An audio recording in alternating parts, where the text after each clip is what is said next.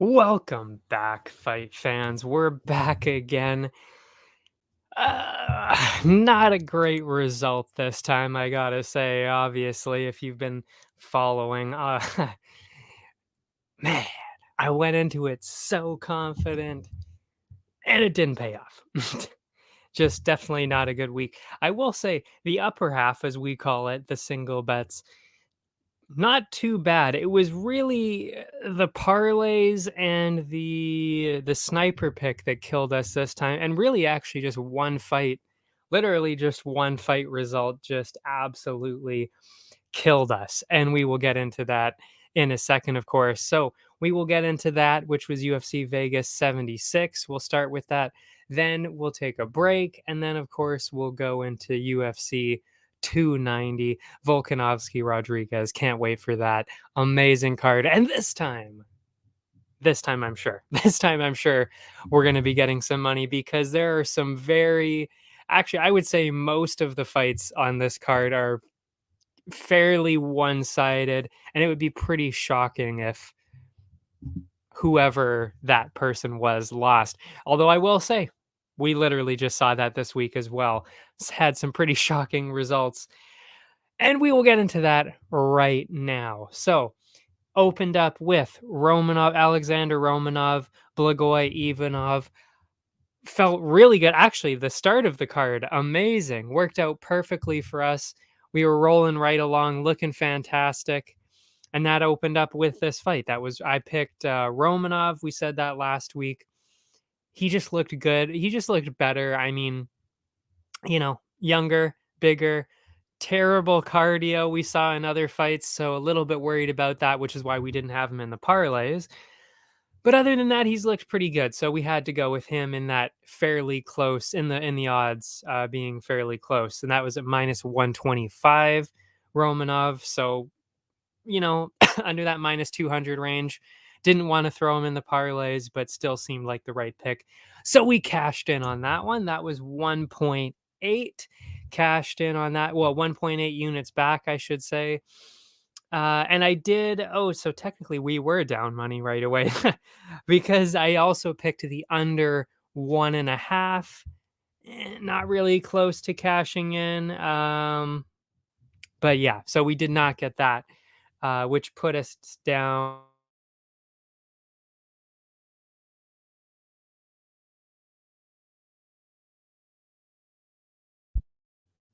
That annoying.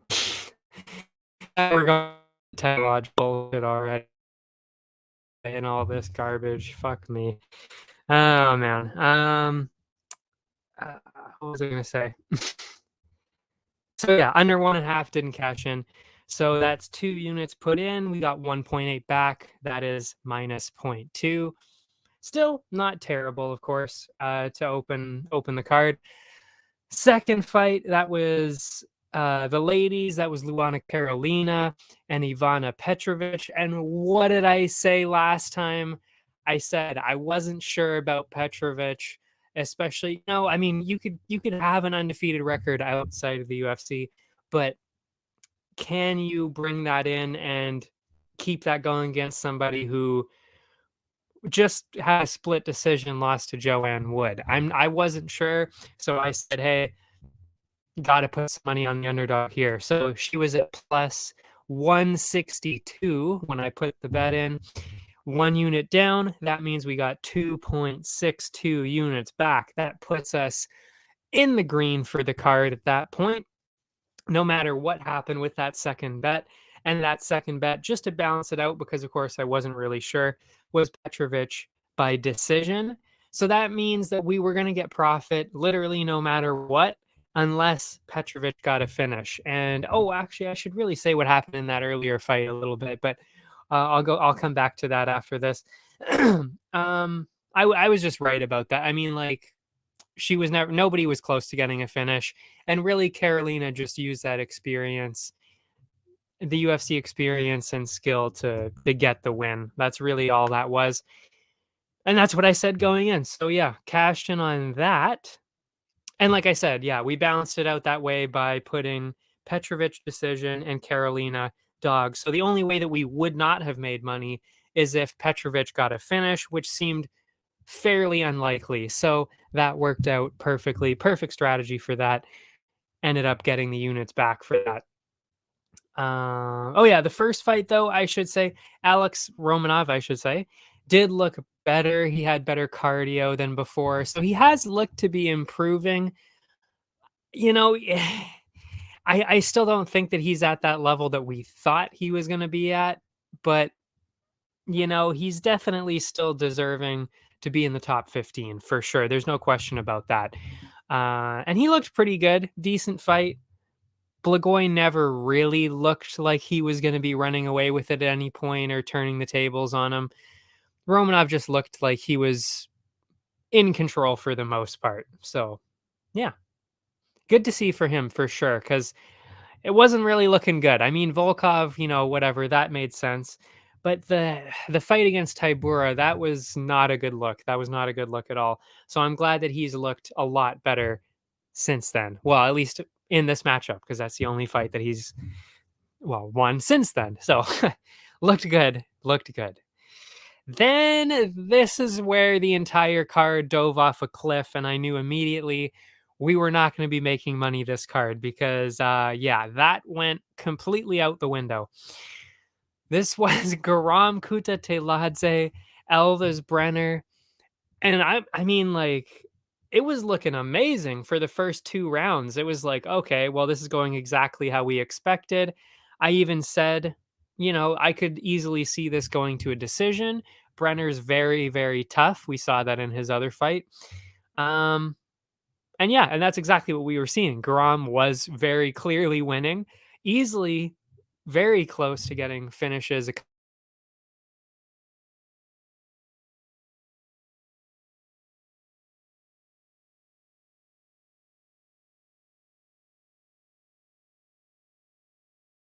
We're losing Wi-Fi again.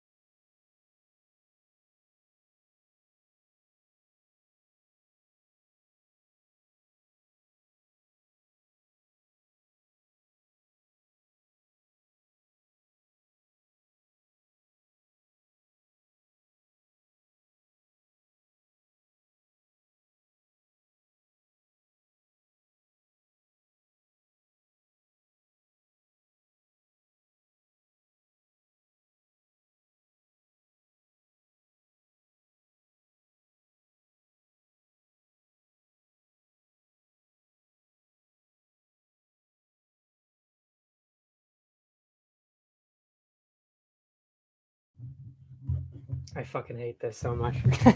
We're back. We're back. I can't fucking stand this. Oh man, I can't wait to not be in a situation like this anymore. Okay, we're back. Guram decision under. Those were the picks. So Guram by decision. That was at 125, which was way down from what the odds were at, which I believe was -7. I think he was actually, I think, like -800 by the time the fight started. So obviously really dragged those odds down by getting 125, and we were actually really looking good for it. It was like, okay, well, I think we're actually cashing this in. This looks pretty good. And I balanced that out with the under 2.5 just in case he got the finish or just in case Brenner got the finish. What I did not expect was Brenner to get a finish 40 seconds after the 2.5. And this is exactly why you bet these over under 2.5s and not relying specifically on these decisions all the time. Because if I would have said over 2.5, we actually would have cashed that in. And it works the same the other way too. I'm not saying I regret picking under 2.5. I don't actually. I think that was the right choice. But I will say that just proves my point of like you can actually still cash in. If I would have said, Guram finish and over 2.5, he could have gotten a finish after the over 2.5 cashed in. So yeah. So it does happen. Finishes do happen after that over 2.5.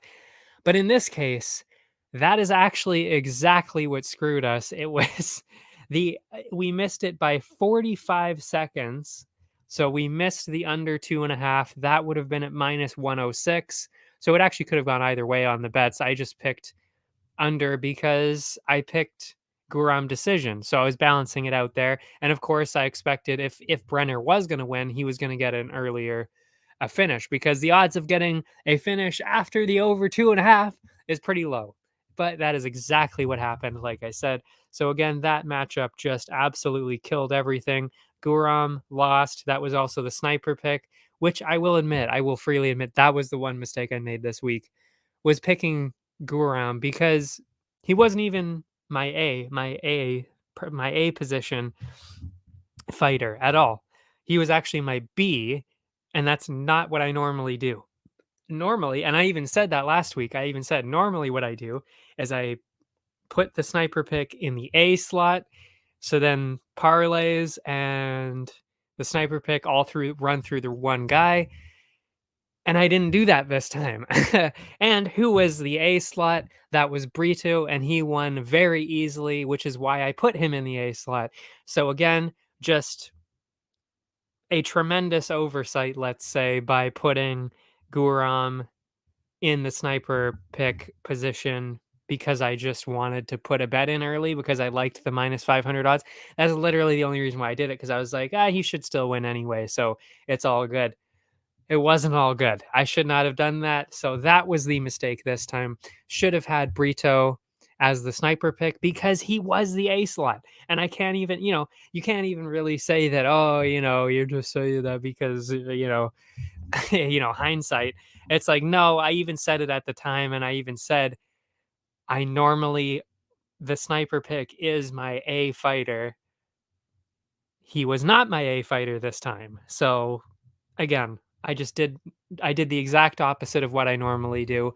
Shouldn't have done that. Should not have done the opposite. Should have just stuck with what I always do. And we would have, I don't know if we would have won money. I think we still would have been down from my calculations, but it clearly would have been a lot closer than it ended up being. So, yeah, that one matchup just completely destroyed this entire card. Not good. But in terms of the fight, that was very clearly the fight of the night. Yeah, insane fight. Loved every second of it. Very entertaining. I mean, the blonde hair of Brenner ended up being red by the end of it. Amazing, amazing fight to watch. But in terms of the betting part of it, awful. That was a colossal misstep. Yeah. So that was that. Then we had Santos. Who is that? Oh man. I need to go back. Oh, do I need to go back? Because I forget. Oh no, oh, that's right. It was Yana Santos and Carol Hosa. And I said the same thing as the Carolina one. It's like, this seems very close. Let's go for the underdog. So we went with Yana Santos. And honestly, I mean, it was a split decision. So you can't even really say that that was a bad choice. And that's really the theme of this card, to be honest. It wasn't even like I was making terrible, terrible strategic decisions, except for, of course, the sniper pick. I will freely admit that was a huge mistake on my part. But other than that, really, I stand by everything that we did here because one bet cashed in almost every matchup. So clearly we did have it set up very well.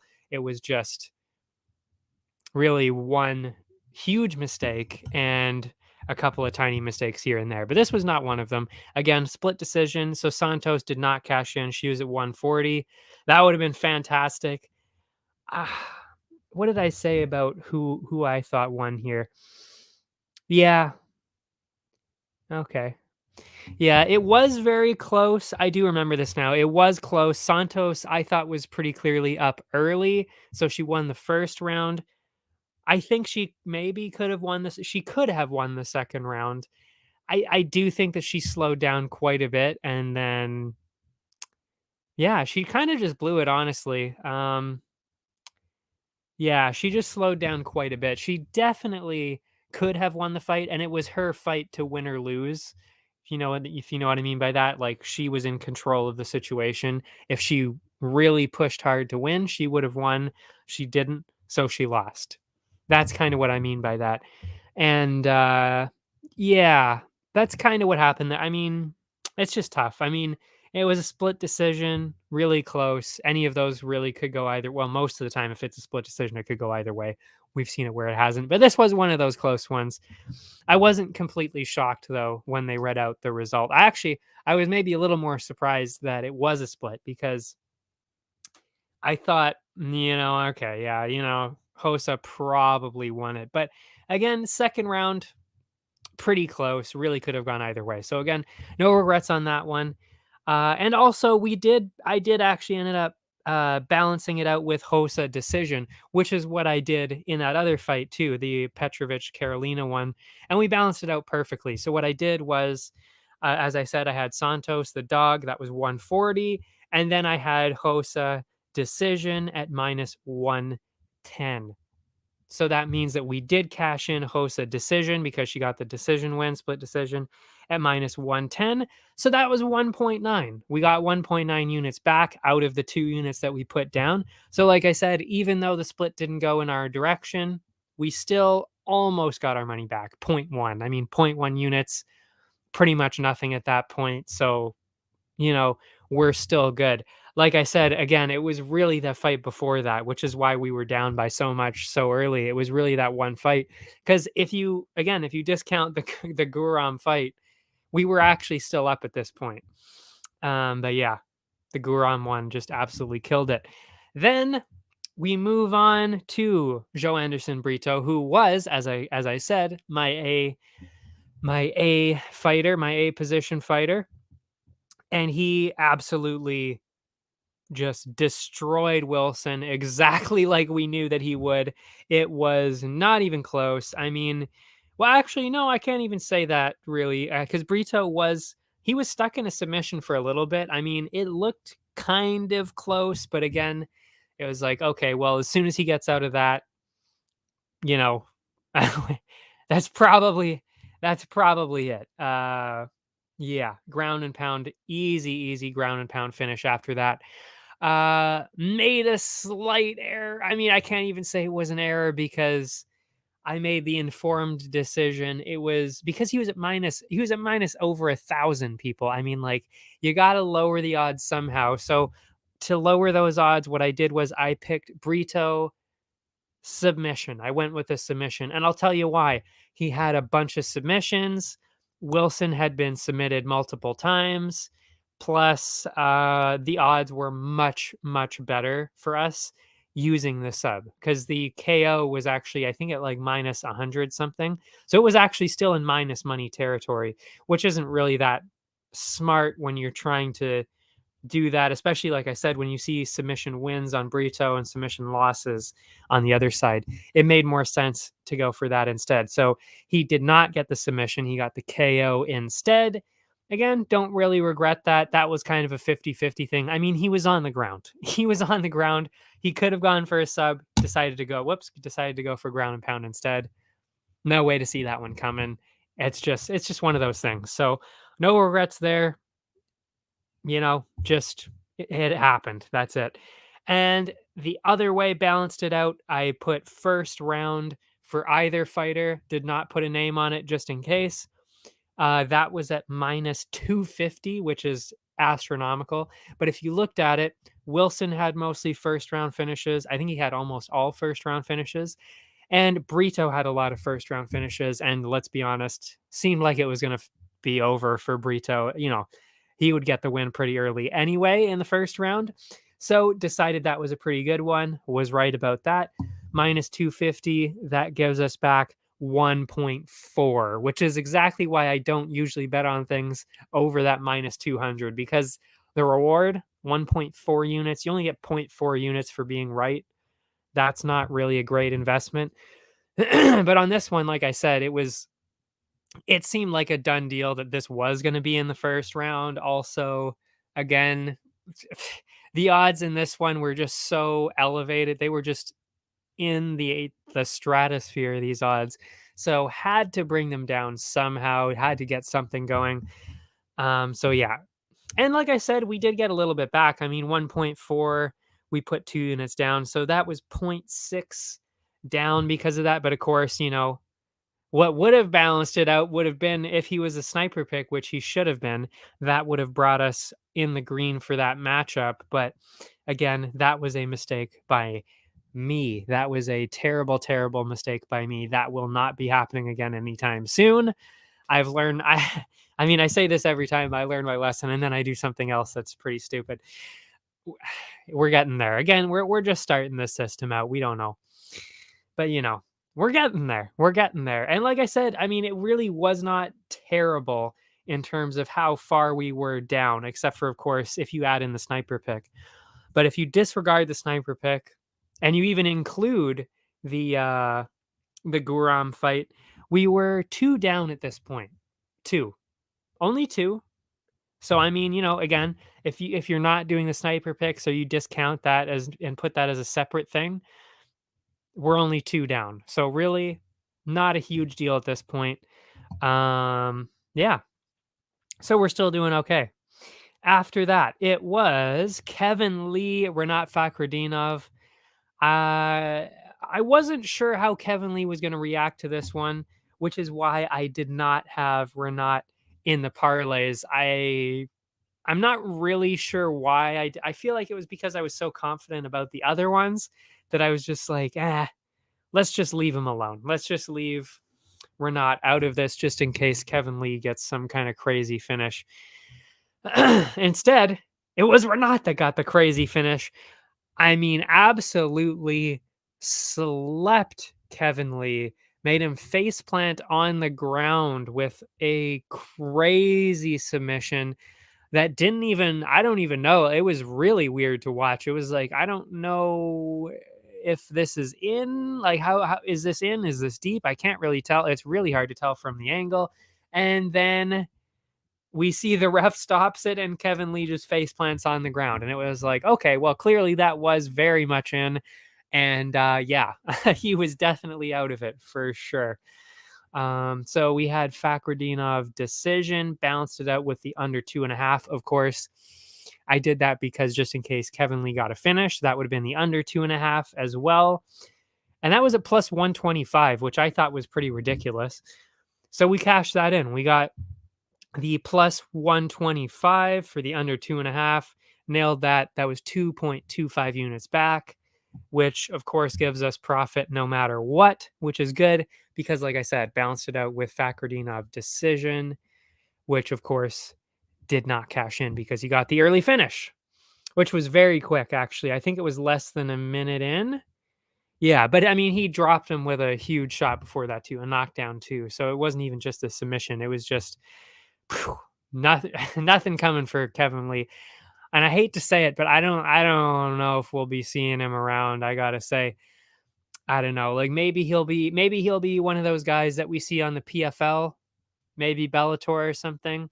I just can't imagine the UFC giving him, I don't know, like maybe one more chance. I'd be a little surprised though. I'm not gonna lie, because he has not looked good in the UFC in his last 3-4 fights here. I think he looked okay in Eagle FC. Again, I didn't watch it, but he won that, so I'm assuming he looked fine. But yeah, I don't know. I don't think we'll be seeing him around much anymore. So maybe we'll be seeing him in the PFL. I'd like to see that, because he is one of those guys that would be great in that kind of, I don't know about the format of it, but he would be one of those guys that's exciting and you would want to see, like Shane Burgos. He's like that kind of guy. So I would very much like to see him in the PFL. That'd be what I'd like to see, but we'll see. We'll see. Hopefully he doesn't retire though. I don't think he would. He's still pretty young. But yeah, I don't know about any UFC stuff for Kevin Lee from now on, which is sad to say. And it would have been different. It would have been different if he would have survived, or if he would have had a couple of moments. But when you get absolutely destroyed like that, I mean, to just get almost knocked out and then submitted immediately in like less than a minute and a half, that's not good. That's not a good look, especially when Brian Battle went the full 15 minutes with him survived the entire time. Didn't really necessarily get a whole lot done, but he survived the whole time. So it's kind of like, if he can do that, Kevin Lee gets finished in less than a couple of minutes. I don't know. It's not a good look. That's all I'm saying. Then my favorite of the night. Oh man, Nursultan, Ruziboyev, and Ferreira. I think it was Bruno Ferreira. Nailed it. Absolutely nailed it. I told you guys. I told you Ruziboyev is that guy. He is definitely one of those guys you're going to be seeing for a long time. I said it last week. This guy is the real deal. And I mean, the only thing I wasn't sure about, and I said that too, I was like, I wasn't sure how he was going to do against somebody who was this good. Like, is he going to be as good as I think he is and as good as I saw?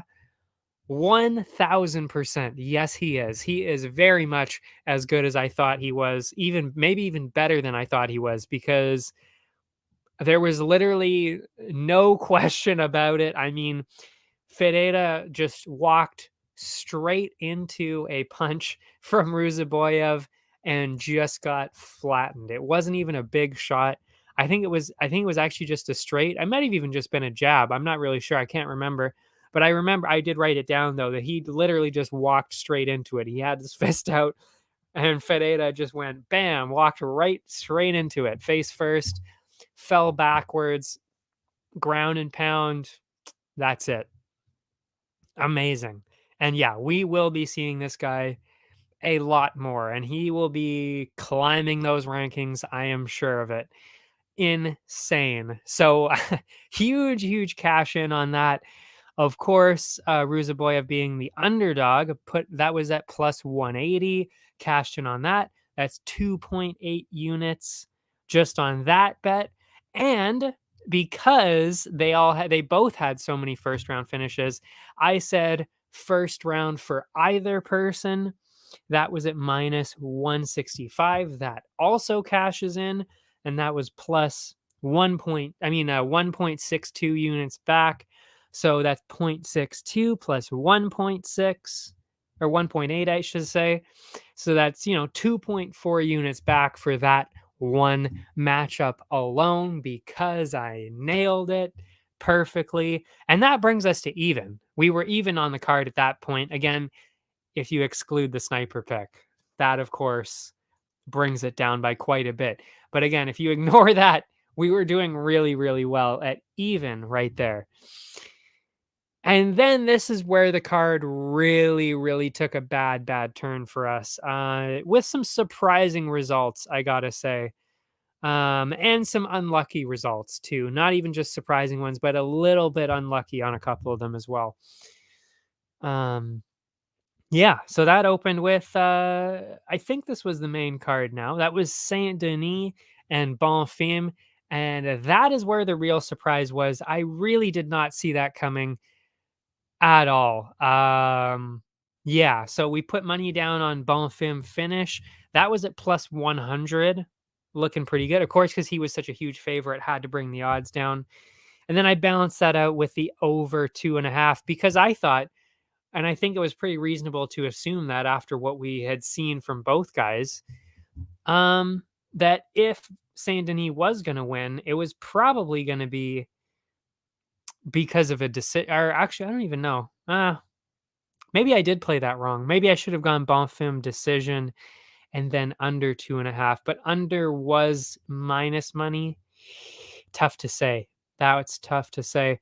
I just really did not expect Saint Denis to get a finish. If anything, I really thought he was going to last all 3 rounds, and then Bonfim was going to win the decision. That's what I thought was going to happen if Bonfim didn't get the finish. So yeah, really the one thing that actually could not happen to us in this scenario, the way that I put it together, is Saint Denis by finish. And I really didn't see that one coming at all, because Bonfim is so well-rounded, so skilled, so smart, that I just really did not think Saint Denis had a chance. And that's it. That's what happened. That's exactly what happened. Bonfim looked great on the feet, and when they got to the ground, it was all Saint Denis. Bonfim never really had much of a chance, I don't think, on the ground. I mean, he was he was surviving for a while, and then it was just like, oh, okay, well, there we go. There goes that one. So that was another loss to the parlays, and also, yeah, clean sweep. 0-2 on the bets there. Because Bonfim lost, so that gets rid of Bonfim finish, and it was under 2.5, so that kills the over 2.5 as well. Not good, not good at all. And then moving on, we had Ariane Lipsky and Melissa Gatto. That was also kind of surprising, I gotta say. I put down Gatto decision. That was plus 210, which, by the way, split decision, that could have gone our way as well. See what I mean about split decisions? I've only cashed in on one split decision. It never, ever goes in my favor, ever. If there's a split decision, I'm losing. So that is exactly what happened again. We lost, what was it, 3 split decisions again? Unreal. Unfucking believable. So that is exactly what happened there. Lost the split decision. So again, we're one judge away from a plus 210. That saves the entire upper half of our bets. But no, loses under 2.5. Obviously doesn't cash in either. Which, by the way, could have happened. Very much could have happened. But yeah, it was pretty close split. I actually did have Lipsky, so I don't even think it was a robbery by any means. It was pretty close. I had Lipsky. Could have gone either way. Not really a whole lot of action, so I don't think we were ever really close to cashing the under now that I'm looking back at my notes. Yeah. Brutal. Brutal. So 0-2 on that one as well. So very rough. Very rough. And again, we're talking about 2 split decision losses now, and both of them would have gotten us a couple units back by winning them. So, just brutal luck. I over and over again. That's really the theme of this card. It is 1 or 2 huge mistakes, that's not good already. And then just the worst luck you could possibly imagine in terms of the results. I mean, missed the over by 40 seconds in the Guram one. Multiple split decision losses. Not good. Not good going up to that point at all. Then we've got Griffin Morales. Kind of went down a little bit more after this one. I had Morales finish. That was at plus 137, which I thought was a kind of a gift. And then I bounced out with the over because we know how tough Griffin is. And that's exactly what we saw. We saw that toughness. So I'm glad I bounced it out with the over there. So that over 2.5 did cash in. That was minus 134. So that brings us back 1.75 units. So we were down 0.25 in that matchup, which doesn't really kill you at all. But when you're already down by a few because of you get swept in the last 2 matchups, definitely not what you want to see. Yeah, it was pretty close, that fight, but Morales was definitely landing better. So it was a pretty clear decision.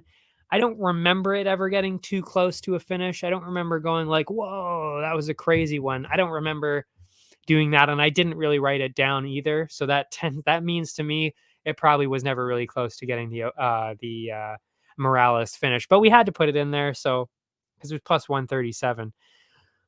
Excuse me, good way to balance it out. But what can you do? Again, brutal results. That one was okay, though. Again, we're fine with 0.25 down in a matchup. That's okay.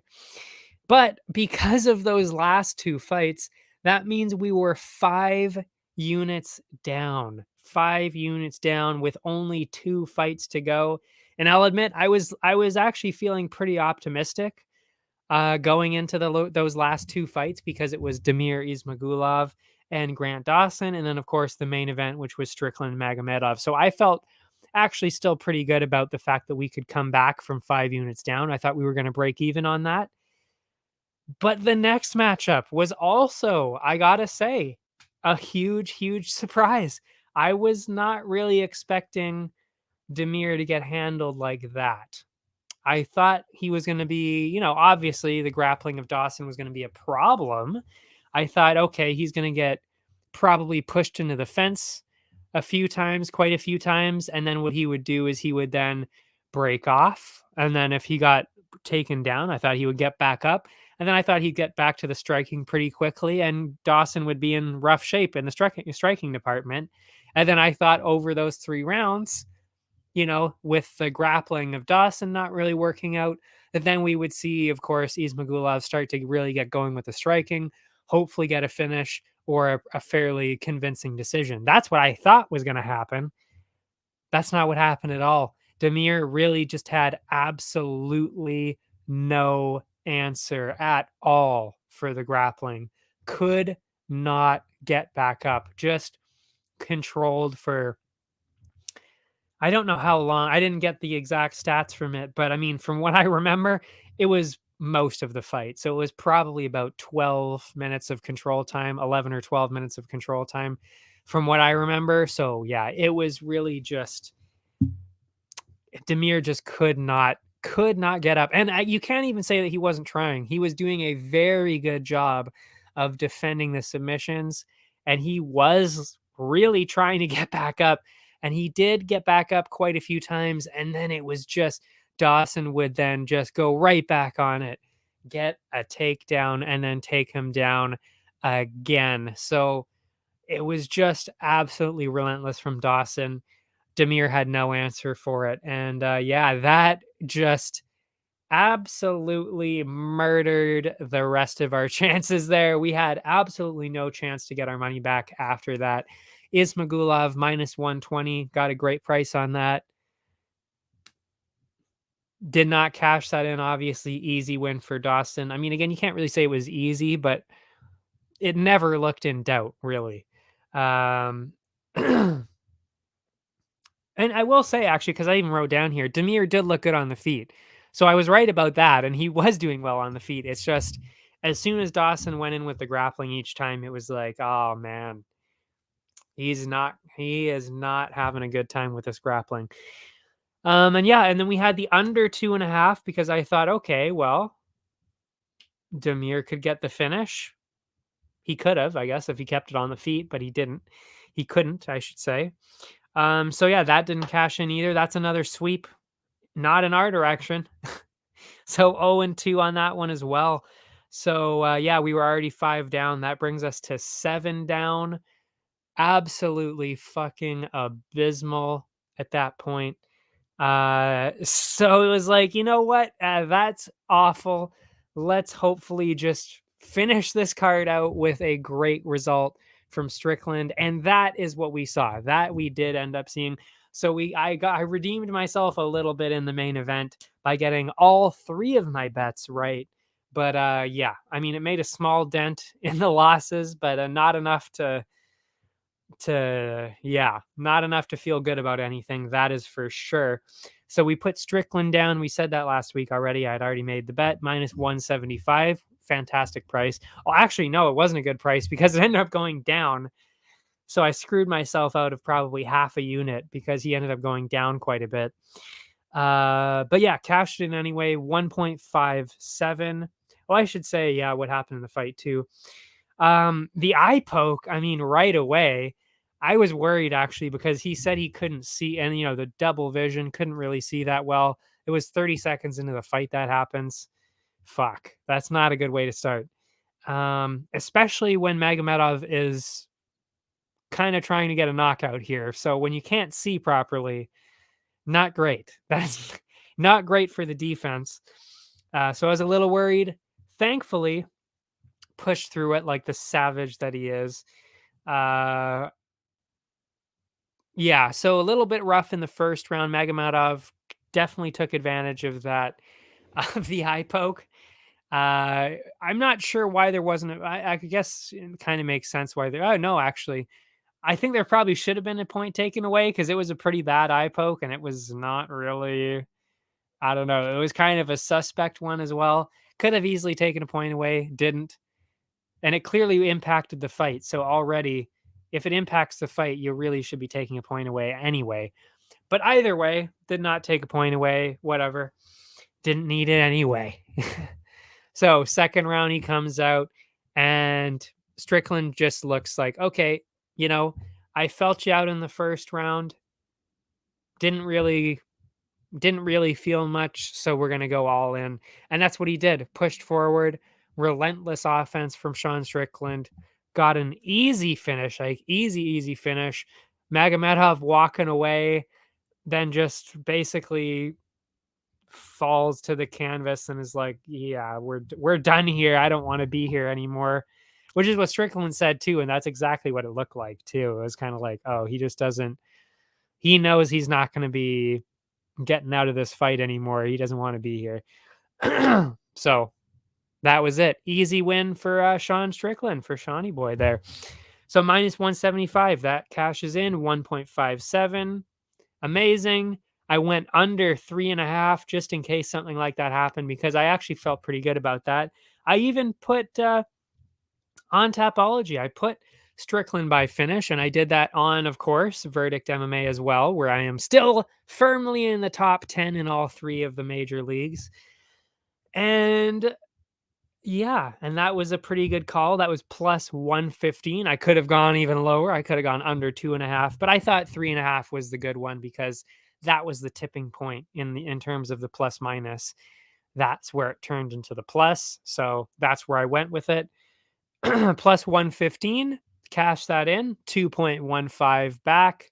So already that is almost 2 units back on the matchup. And then guess what? Also cashed in another one, put it on the Sean Strickland most strikes. I went back to it. Yes, even though I fucked up that Vittori Cannonier one bad, when Cannonier got a striking record, broke a striking record when I bet on Vittori. Got it back with this one. I'll admit, I was worried because Magomedov was way up. Excuse me. Magomedov was way up in the first round, way up on those striking numbers. But because of the volume in the second round that ended up getting him the finish, Strickland ended up being way up in the numbers at the end of it, which is all that matters. And that was at minus 120. So we cashed that in too, which is 1.83 units back. So if you add that up, that's 0.8 and 0.6. That is 1.4 plus the 1.15.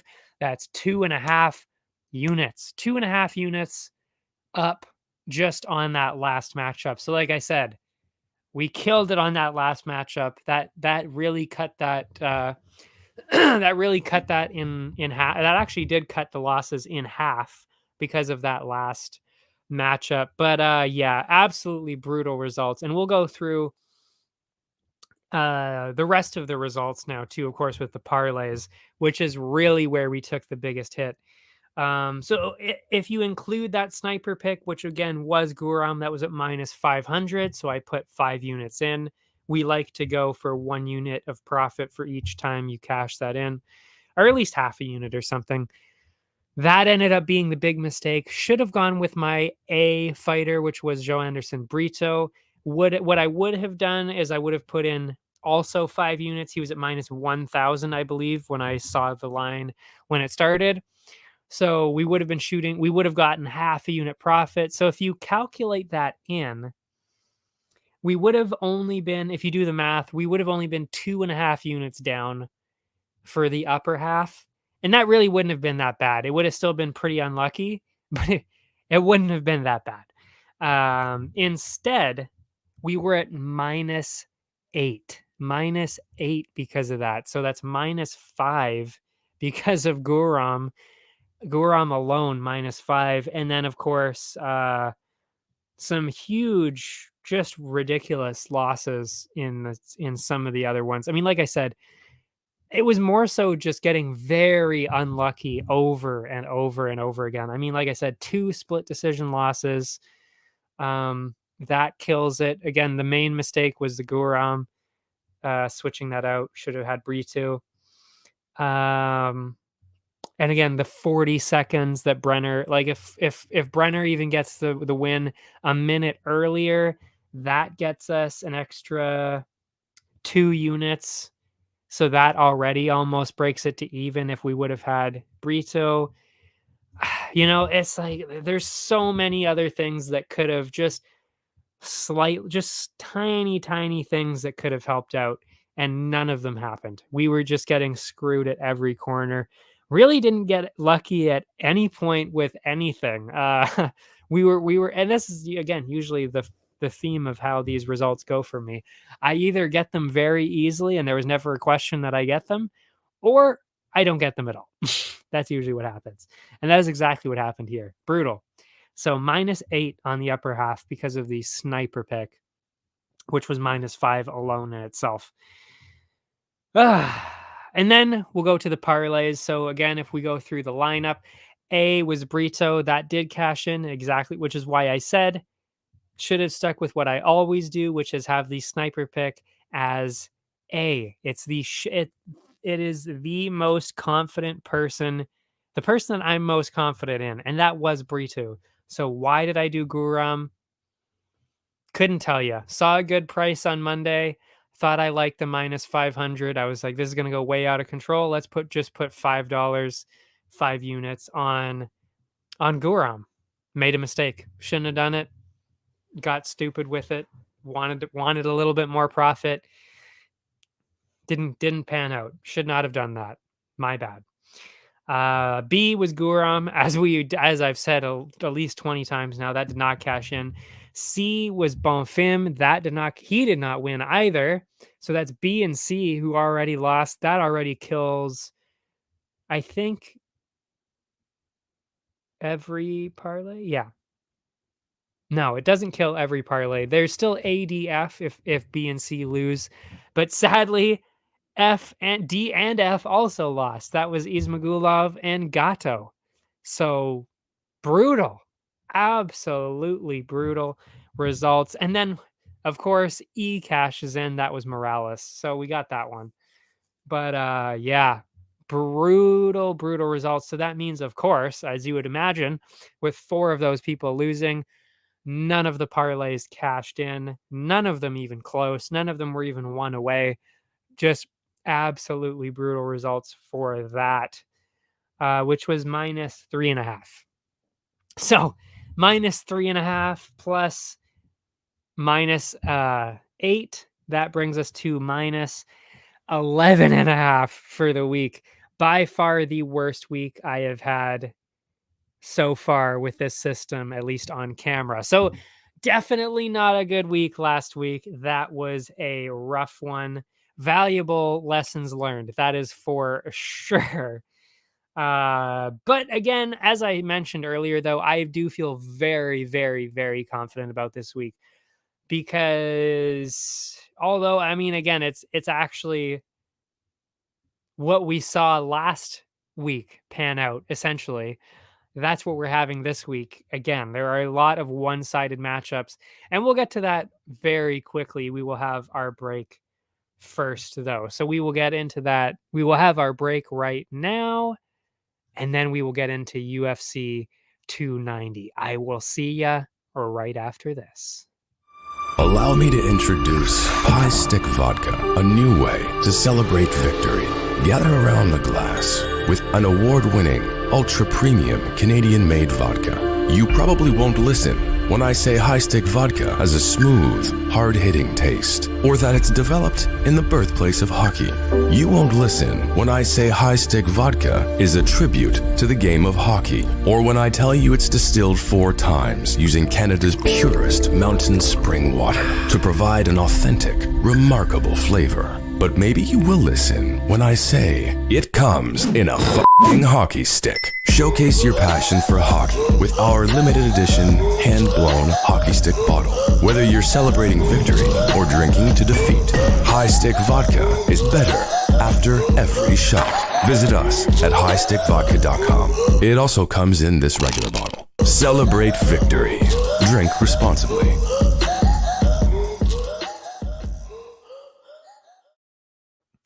And we are back. So UFC 290, International Fight Week. Oh my God. Cannot wait. Incredible card. Did take a couple of hits, though.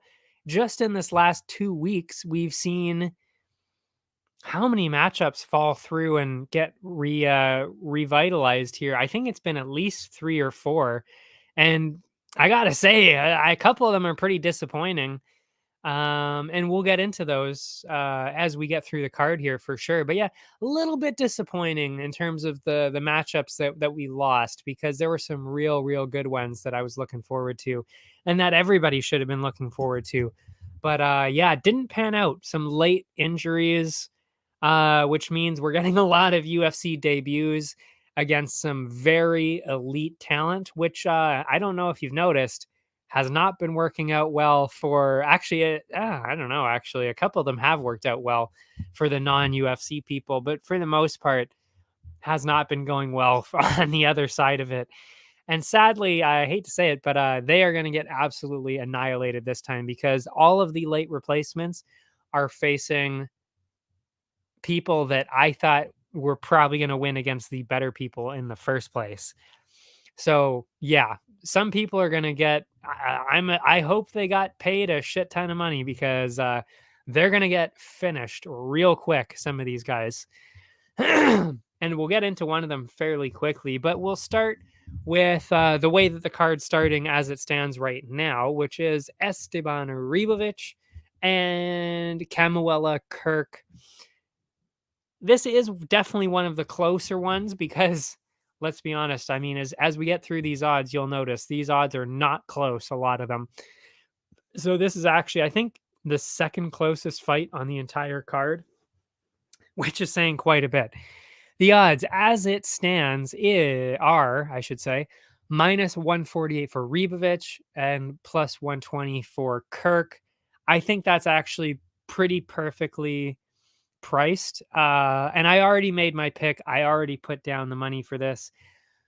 Ribovic minus 150, because I have a feeling this is going to get more and more out of control throughout the week, drifting closer to probably minus 2 to 20, somewhere around there. Minus 2 is probably where it's going to cap off. So wanted to get in early and get that done, because Ribovic was undefeated. I believe he was undefeated. Yeah. Before his UFC debut. I should actually go, of course, to Tapology here, my best friend. Tapology here. We will go. Come on. Yeah. Yeah. He's 11-1. That one loss, of course, came in his UFC debut, which was to Loik Rajabov, who we've already discovered is very good, which knew at the time too.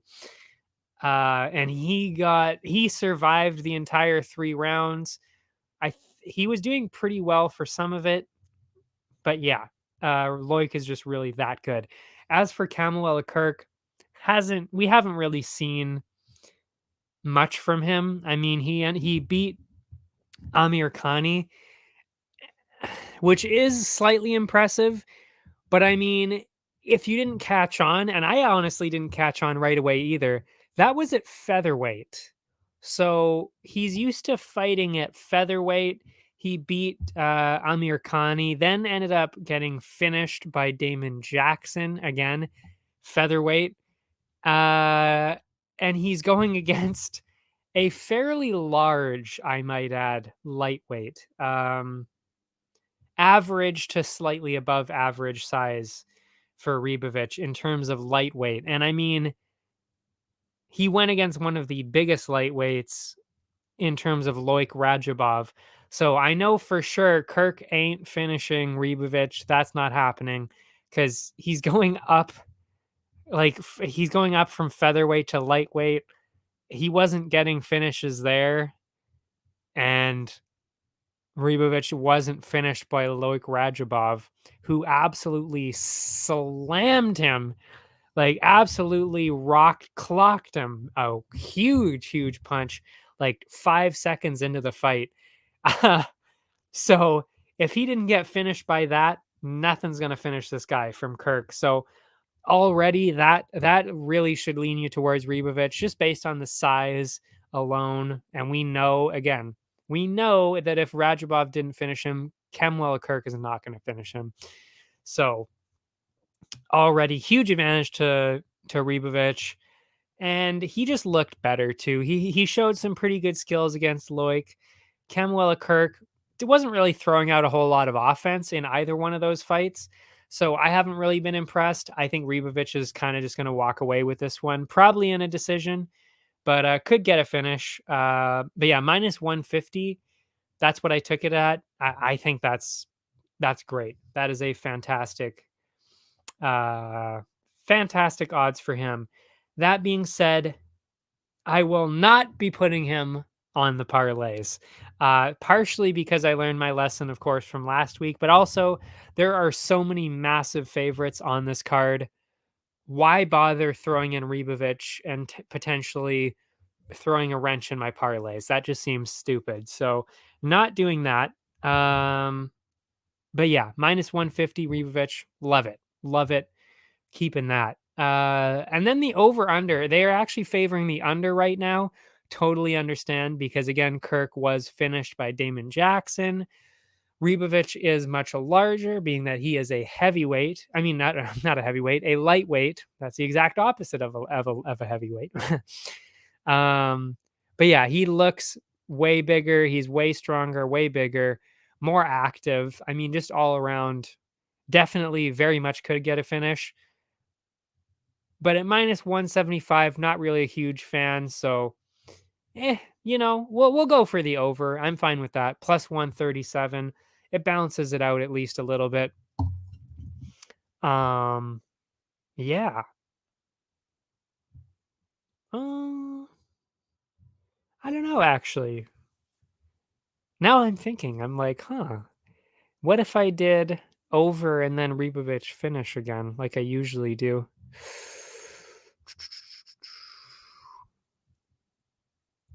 Because if Kirk wins, it would be a decision for sure. You know what? I might write that down. Should I? I feel like I should. Ribovic finish and then balance it out with over.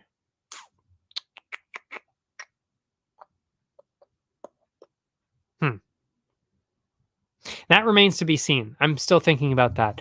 So we'll see. I might go with Ribovic finish instead of Ribovic at minus 150. And then balance it out with the over, like I said, because Kirk, if he does win, it would be by decision for sure. I'd be pretty shocked if he got. I actually wouldn't even believe it if he got a finish. Yeah, that's tough. That is a tough betting line to work. But at plus money, it would definitely be plus money for Ribovic finish. Anyway, so yeah, I might alter those, but we're looking definitely towards Ribovic or Ribovic finish, and then probably balancing it out with over 2.5. Next up is Shannon Ross and Aguilar. I think it's Kevin Aguilar. Let's see here. Oh, Jesus Aguilar. Okay. This one actually is a tough one, which is another one I'm not going to be putting in the parlays. I can guarantee you that this one was a lot closer. The only reason I am favoring not Ross, fucking not even Santos. That's not his name either. Bet99 has the wrong fucking name up again. I hate when they do that. Aguilar. The reason I'm picking Aguilar is because he's looked a lot better. He has looked a lot better. I mean, he fought Tatsuro Taira, did get finished in the first round, but he had him in this actually, I don't know if you remember this, guys, but this was Taira's last fight, which we will be talking about Taira again very quickly because he's also fighting on this card. He actually had Taira in a deep, very, very deep guillotine it was almost about 3 minutes straight. So looked like Aguilar could have actually gotten a finish against Taira there. But thankfully for Taira, did end up getting out of it and ended up finishing him fairly quickly after that on the ground. But did look very, very good. I think he's looking pretty good. Whereas Ross, you can tell that there's something there. You can tell that he's definitely got some skill. But I mean, just got absolutely brutalized in both of the fights that we've seen him in. On the Contender Series, that was Vinicius Salvador.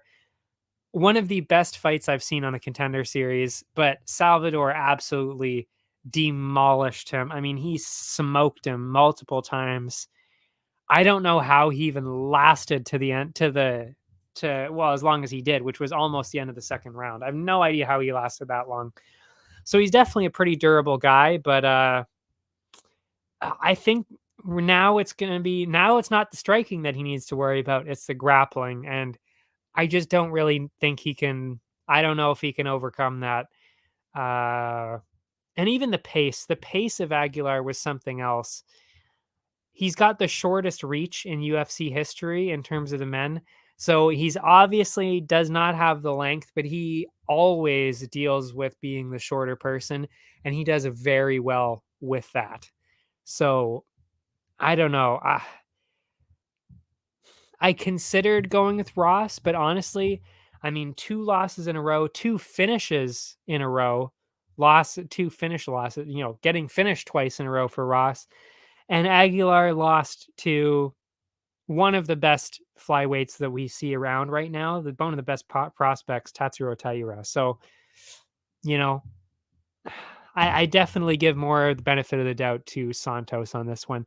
And at minus 150, I still like that. I still like that as a betting line.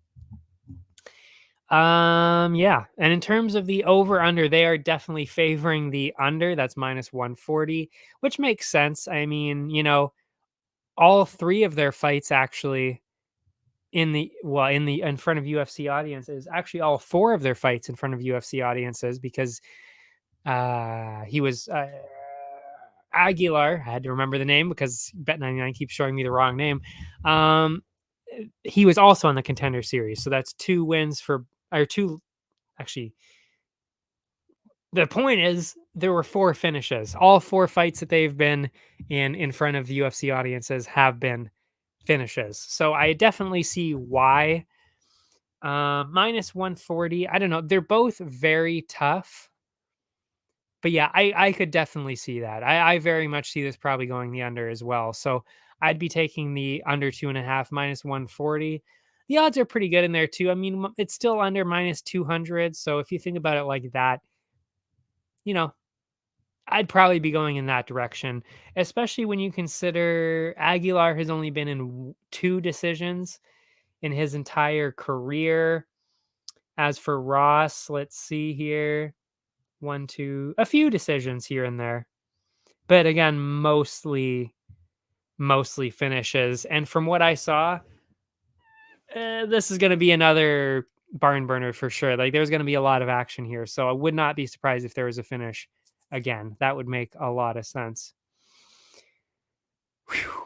So yeah, I think we're going for the under there. Underwear? Stupid. Okay, moving on. This is where we get into the heavy favorite zone. Cameron Simon and what is his name? Something Mitchell here. What is it? Terrence Mitchell? Is that what he's at? Yes, Terrence Mitchell. Not even close. Simon, I mean, we know Simon. He is, I will say, kind of unlucky. And I mean, like, he's gotten the points taken away in both of his fights. He got injured almost immediately in his last fights, but even so, even with points taken away, injuries, I mean, the guy is super unlucky in that kind of way. Even still, he still managed to get the wins, and those were over, I would say, decent competition. Whereas this guy, I mean, he's fighting on the Alaskan regional scene. I actually managed to find a couple of them on YouTube. He was actually losing in the fight that I saw in Alaska. So it was like, this is kind of brutal. I mean, why this is not a fight that he should be in at all. Did I just come in here and immediately? Yeah, that's so funny. Yes, you did. That's perfect timing. Thank you for coming in exactly when I said that. That is perfect. But yeah. So Cameron Simon, I mean, this is, I would say, the most one-sided on the entire card. By the way, he does have one fight in front of UFC audiences, this guy from Alaska. It was a 30-second knockout loss to Kai Kara France on not the Contender Series, on Tough back in 2016. And I mean, I don't know if you've noticed, but Cameron Simon is actually pretty close in style to Kai Kara France with the striking. The kickboxing is pretty ridiculous. He's very good. So, I mean, Simon's going to get a first round knockout. That's all I'm saying. He will. I'm very, very confident about that. So I have already made my sniper pick, and this time he is my A fighter. I'll give a quick recap to R&R here in a second as to why that's a big deal, because I didn't do that last week and I paid for it. Yeah, but Simon is my sniper pick. He is the fighter in the A slot in my parlays. There's no way he's losing this. I'm sorry. Like, no. If you beat Mana Martinez injured and down a point, like, you're gonna beat some loser from the Alaskan regional scene who's much older than you and was knocked out in 30 seconds by Kai Kara France. Like, you're gonna win. Like, that is a done deal. Cash in the ticket now. And in terms of, oh, by the way, the odds, yes, we need to get into the odds, which they've already jacked up. I'm looking at the odds now. They already raised it. I got it at minus 500. I knew that was going to be a deal.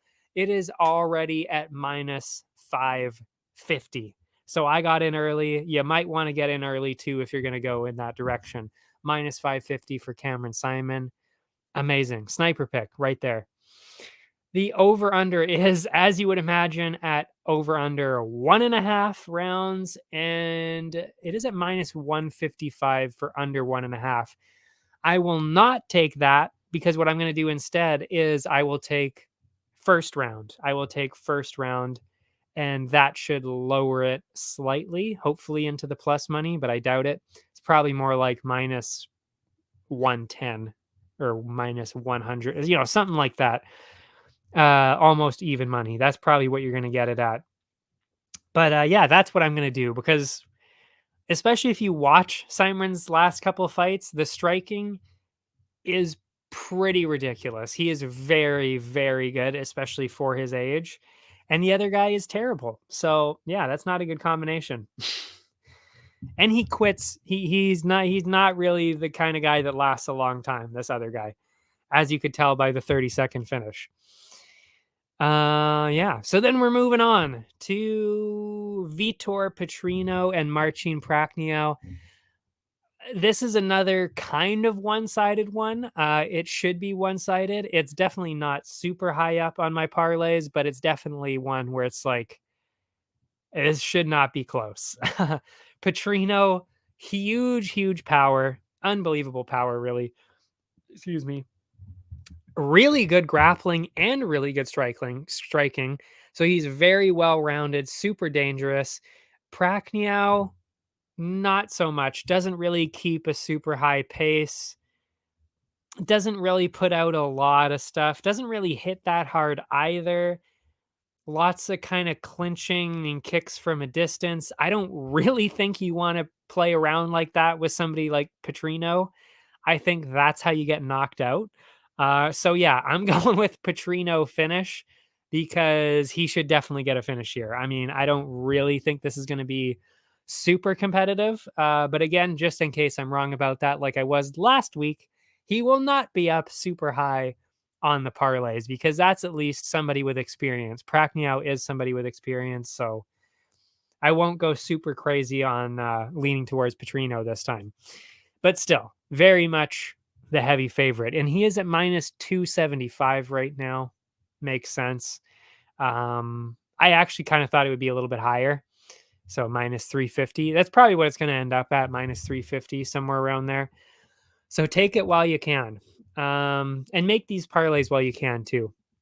Because the lower your odds, the better. I mean, you want to get the most profit you can. In terms of the over-under, it is at 1.5 as well, which makes sense again because of that power. Slightly closer. It is at minus 138 for under 1.5, plus 108 for over 1.5. What did I ultimately decide here? I did go for the under 1.5. Do I want to stick with that? Well, let's see. You know what? Let's go to our old friend Tapology, see where Petrino's finishes have come. I believe they were all pretty early, though. Yeah, all of his finishes were before the under 1.5, except for one, and that was on a contender series. Prachnio, let's see with Prachnio. Has he been finished quickly before? He has. He was knocked out quickly by Mike Rodriguez and Magomed Ankalaev and Sam Alvey. Good Lord. If you get knocked out by Sam Alvey in the first round, you might get fucked up by Vitor Petrino. That's a definite possibility. So I think I actually will go with the under 1.5 because I did not know about that Sam Alvey thing before I just looked that up. Good Lord. That is sad. So yeah, we'll go with the under 1.5. Then we've got Tatsuro Taira, and I believe it's Edgar Chairez. I think that's his first name. We'll go with I forgot the name. Tapology, just to check. It is, yes, it is Edgar Chairez or Chairez. Chairez? No, I believe it should be Chairez, if I know my Espanol correctly. Oops, that's PFL. Whoops. Because there is PFL this week too, folks. PFL Europe. Good times. I'll be watching that. And I will be watching one Friday nights. I have now made it a routine to also watch one Friday nights. My God, those cards are insane. The Muay Thai, holy shit, the Muay Thai is crazy. I cannot, I mean, like, it's honestly even possibly better than the MMA. It is absolutely insane. Just curious, does Tapology update if people miss weight? Yes, actually. But they only do that with UFC, I believe. Yeah, I think they only do that with UFC. I'm not sure if they do that with the other ones immediately. Like, I don't know if Bellator and Full Fight Schedule. Yeah, I mean, it's a little lighter because there was that one week, a couple weeks ago, where I watched the entire PFL card, the entire Bellator card, the entire one Friday night card, and the entire UFC card. And that might have actually been also the week where there was a Canadian card on as well. I can't remember. That was a busy one. So yeah, this week as well, slightly busier. But I love it. I love it. I mean, I also do some betting and stuff when I'm watching it. I also do work on some other things when I'm watching it. So it's not just the fights, but it's mostly the fights. But yeah, good times. Very much looking forward to it. Where are we at here? Oh yeah, Tatsuro Taira. Edgar Chairez. I'll admit I was a little bit tempted to put something on Chairez, but then I kind of watched the tape a little bit more. Yeah, I mean Taira should definitely win this. He's minus minus 1,000 right now. Yeah. So definitely not great for a straight up bet unless you're doing the sniper pick, which we're not doing for him. Chairez plus 600. You know, I mean, he looked good. He looked good against he did lose on the Contender Series. And that's actually, I think, what changed my mind. Because he did look good on the Contender Series. That was a loss to Clayton Carpenter. And we know how good Clayton Carpenter is. So, I mean, fair loss. And he looked really good. He was actually possibly winning at one point. I would say the first round he probably won. So he looked really good. But yeah, and Tatsuro Taira, not really much of a striker.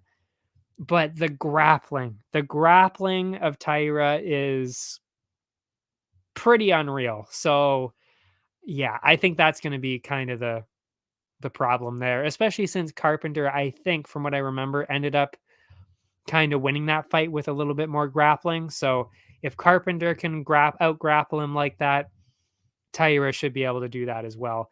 So I think we're going to be seeing that submission, maybe even a submission again, keep that submission streak intact because he's got 1, 2, 3.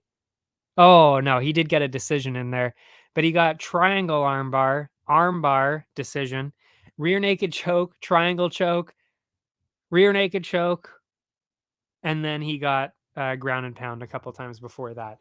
So a lot of submissions for him. So definitely could see submission finish for Taira. And I think that is how we will be lowering those odds because, oh, yeah, see, that was why. Chirez has also been submitted multiple times. He was submitted he was submitted in Combate once, and then submitted by Jesus Aguilar, who we just talked about earlier.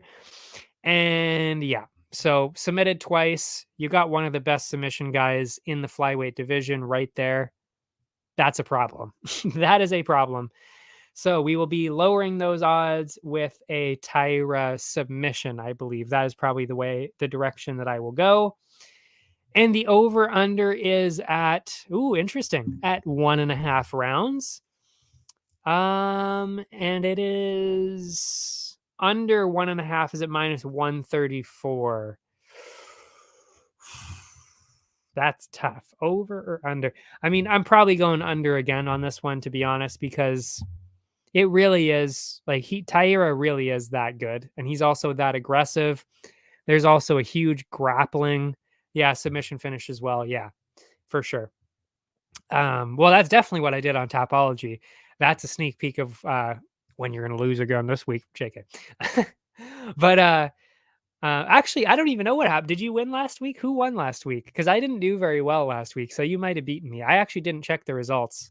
If you want to let me know, I truly actually did not check, so I don't know if you beat me or not.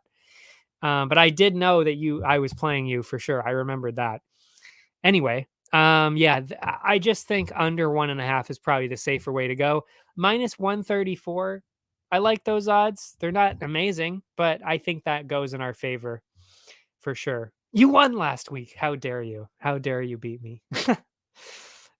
What was the score? What was the score? That's crazy. You beat me. Wow, we're tied by a small bit. Okay. Yeah, that was not a great week for anybody, really. I mean, the results all around were crazy. Did not expect that. And I mean, again, and I mentioned this earlier, multiple split decision losses for me. That burned me quite a bit. Yeah, brutal. Then we're going on to, the rematch. Jimmy Crute, Alonzo Menefield. Amazing fight the first time. Absolute insanity. It was pretty much dead even. So what I'll do now, because it is dead even, I mean, it was a draw. So yeah, I'll go with the underdog, Menefield. Got to go with the underdog. Don't remember if we actually challenged each other, but I had 8 and you had 7 right. Oh, that doesn't matter. The points matter. Picks don't matter. The points is all that matters. So yeah, you got to check those points. 2-1. I think we've only gone twice. Maybe. Actually, I should check after to see if you can check where these results are, because I know you can find it somewhere in there. But I thought we only did 2. I could be wrong though. Could have been 3 times. Anyway, but yeah, the picks don't matter. It's all about the points. Come on, everybody knows that.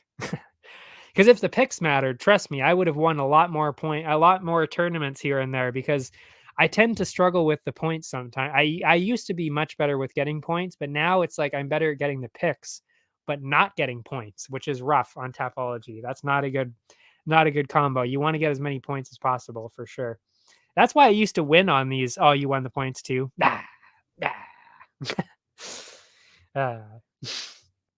yeah. Oh, anyway. So yeah, going with the underdog. That is, as it stands, Alonzo Menefield plus 100. And to be honest, I think he was actually kind of doing better in the fight anyway.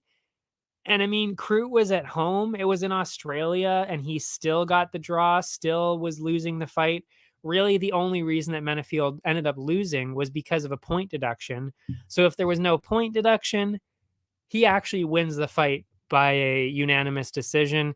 He looked better. He was closer to getting finishes. I actually think he should be the favorite. But yeah, so I'm going Menefield on this one for the bets anyway. And over under, because of what we saw, I actually think we are going to see an under this time, because I have a feeling. Oh, wow. Okay. It's actually over under 2.5 right now, and they're heavily favoring the under, -260. So I cannot in good conscience take the under in that, because that's minus 260. That's crazy, especially when they literally just went to a decision.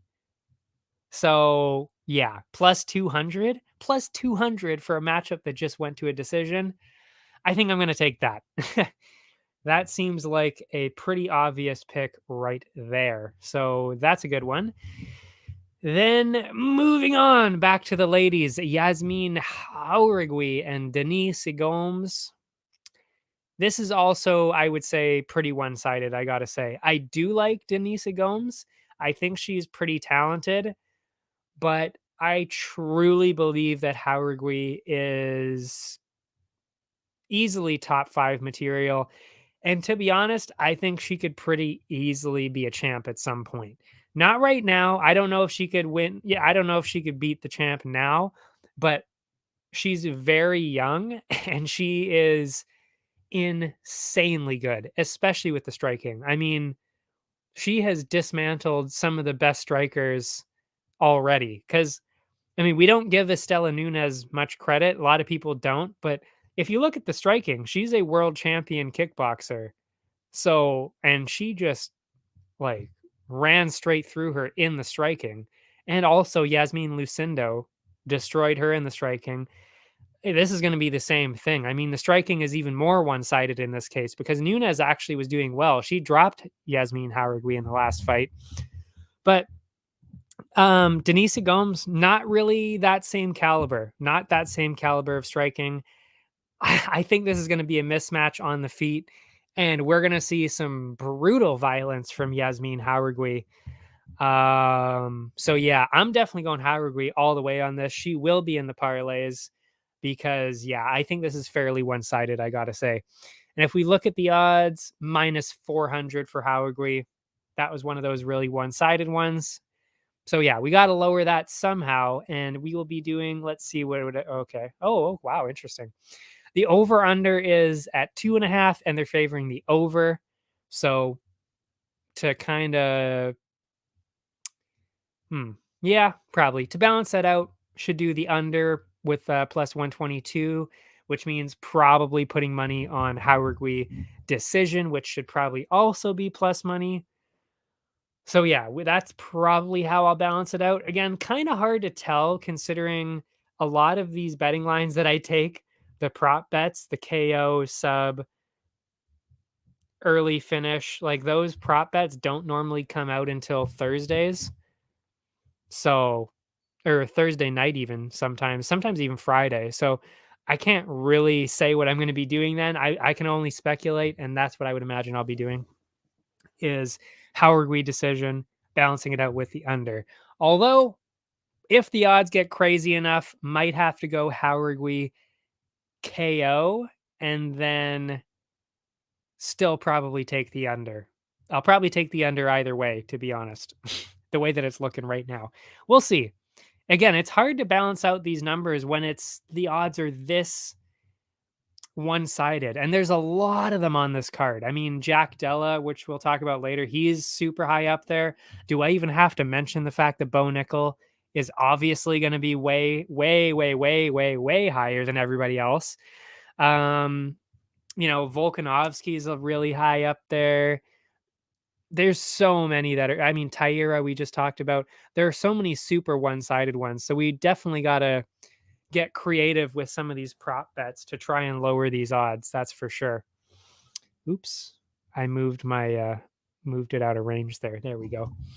Oh yeah, by the way, Verdict MMA, the other app we were talking about, this is the last week of the season, which means if you want to get into the next season and join those leagues, and that would be, the MMA Hour League, the Verdict League itself, there's another one that I have too. I might just join a bunch, to be honest. Why not? I mean, why not? You can join as many as you want. Why not just join a bunch of them? I don't know. Anyway, so I'll probably join more than 3 this time, and maybe I'll win a few. I don't know. We'll see. We'll see if I keep doing well. But yeah, so the last week is this week, which means after Saturday is done, they will probably, I would assume, I've never been through a whole season. I would assume they would then do their whole thing, giving out whatever, like, oh, this is who won on each of them. And then next week, that means next season is starting. So if you want to get into the next season, you got to make your account and then get in the leagues next week, which I hopefully will remember to remind people, well, you specifically, I guess, and myself to do that next week. Because, yeah, starting next week. So you got in right at the right time, which, like I said, that's actually what I did too. I got in miraculously like a couple of days before this season started. So, which is pretty cool. I will do that. I'm now using Tapology for my logical MMA picks. Yes. And Verdict, who I want to win and what my gut says. Yeah. Yeah. I would actually say, because I do a similar thing. I don't have the same picks on all of them. What I do is I make my picks on Tapology, and then you kind of have to play around with the points, to be honest, on Verdict. Because that's the problem when you're betting like experience, because that's kind of what you're doing. You're betting like 200 experience, 250, 350, whatever. Like you put numbers down. That's what I find to be the best is you have to go with who you think is going to win the fight. But if you're torn between a sub and a KO, you might actually want to go just towards the one that's worth the most experience. Because actually got screwed on that last week. You know what I did? I got I talked about this earlier, Ruzaboyev. Cashed in huge on picking Ruzaboyev, but I fucked up. I switched it out from KO at the last second. I was like, oh, he's got so many submissions. I'll just go for submissions, even though KOs were worth more experience and statistically are more likely. They're more likely to get KOs. So I should have gone KO, went with my gut, which was the sub, which was stupid. Shouldn't have done that. Should have kept it at the KOs. Would have gotten thousands of more points. It was a swing of like 2,000 or 3,000 experience. That was the difference between me picking KO and sub. So when you're losing thousands of experience like that, yeah, it definitely does make a difference. Plus, I also don't really bet too much on the ones that are super one-sided. Like if it's like Bo Nickel, like a Bo Nickel sub is probably like, you're probably only getting like 300 experience. So what I do and what I did is I put it on Bo Nickel KO, which is worth 6 times as much points. Especially since, a little insight on this one, Woodburn is actually more of a ground guy anyway. And I feel like Nickel is going to try and prove a point. He's never gotten a KO in the UFC. He has one outside of it. Maybe he's going to try and go for a KO this time. So that's worth way more points.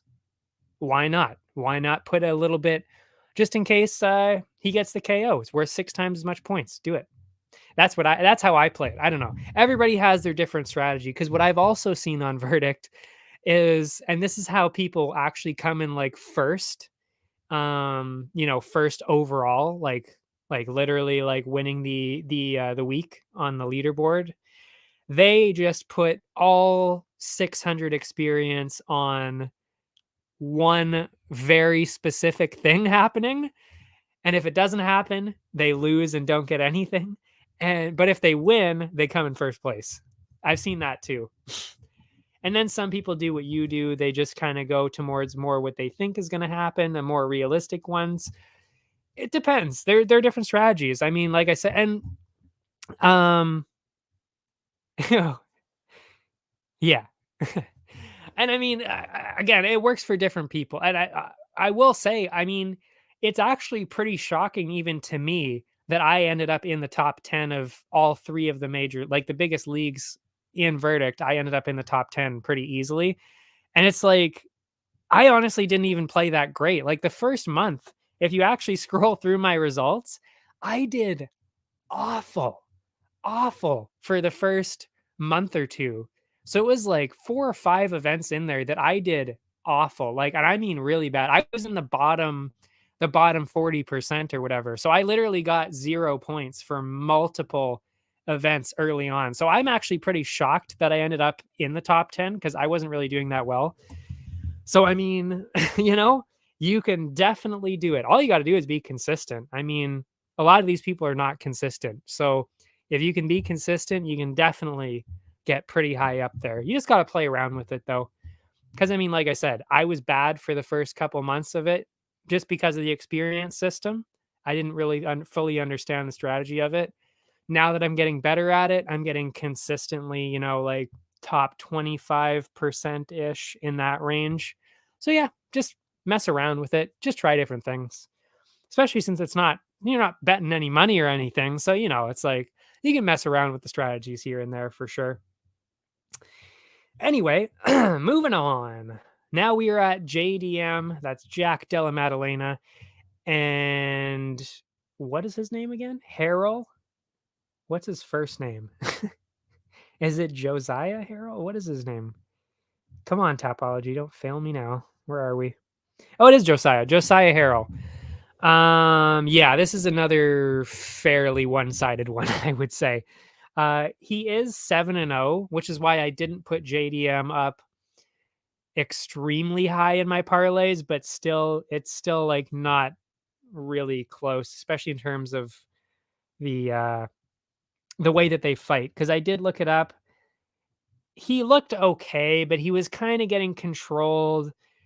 Did get hit quite a bit, and that's even in like Cage Fury and a little bit of LFA. So, a little bit brutal in terms of the results for that guy. I mean, even though he is undefeated, not really the most convincing wins, let's say. And we all know JDM, has smoked every single opponent he's ever had in the UFC. 4 straight first round finishes. I mean, if you're knocking out Randy Brown in the first round, Danny Roberts, Ramazan Ameev, Pete Rodriguez, Ange Losa was not a split decision, a unanimous decision. I mean, you should probably destroy this guy. So minus 1,000, that's what he's at. There are no odds for over under 2.5 yet, so I can't really give you any insight on that. But I would imagine what I'm going to do is the same as the other ones, which is JDM KO. That is probably how I would lower those odds, and then probably go. Actually, I might even go over 1.5 on this one because he is undefeated. JDM can take his time sometimes. Maybe we see over 1.5. I'm not really sure. That remains to be seen. I'm not 100% sure what I'll do for that one. But yeah, we're definitely going JDM and putting him in the parlays. And what are we doing here? I saw the message come up, but I didn't read it yet. I keep forgetting to. I should really keep showing here. I've definitely done worse on Verdict, but I'm going to bet everything on Drekus and shock the world. Oh man, I will say you're not alone on that. I mean, I'm not betting everything on Drekus, but I actually did put. I think 100 and something experience. I think it was like 150, maybe 200 on Drekus. I did. I really did. And I am putting money on him as the underdog as well. That is the only huge favorite actually that I'm not going to be taking because I got to be honest. I don't think people are taking him seriously. I really don't. But we'll get into that. We're almost there. We are almost there. But we will get into that very quickly here. Oh, actually, that would be what I had in my notes here. JDM in the first. That would be another way of getting the odds down. So could put JDM in the first round and then balance that out with over 1.5. So as long as he doesn't get a finish in the first 2.5 minutes of the second round, you win money. I like that. I've done that before. So I might split it up like that. There are different strategies when you get into stuff like that. Oh yeah, featured prelim now. Robbie Lawler, Nico Price. Yeah. I gotta say, this is definitely, I don't know actually. Originally, when I saw this, I was like, okay, well, obviously Nico Price is going to win this. But you know what? When I was actually watching the tape, Lawler was not doing that bad. He was not doing that bad until Barberena kind of started to run away with it. But he was doing okay before that. He looked pretty crisp, pretty good. Nico has a tendency of getting hit quite a bit. Maybe he has a chance. I don't know.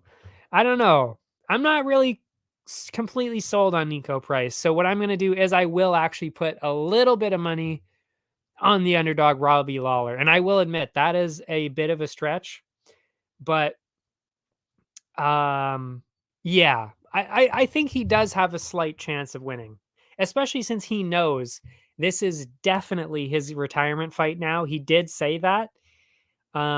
So I think he's really, really, without a doubt, like really going to come in there hard to try and win. He needs to win on a good, he needs to end his career on a good note. I think that's what he wants.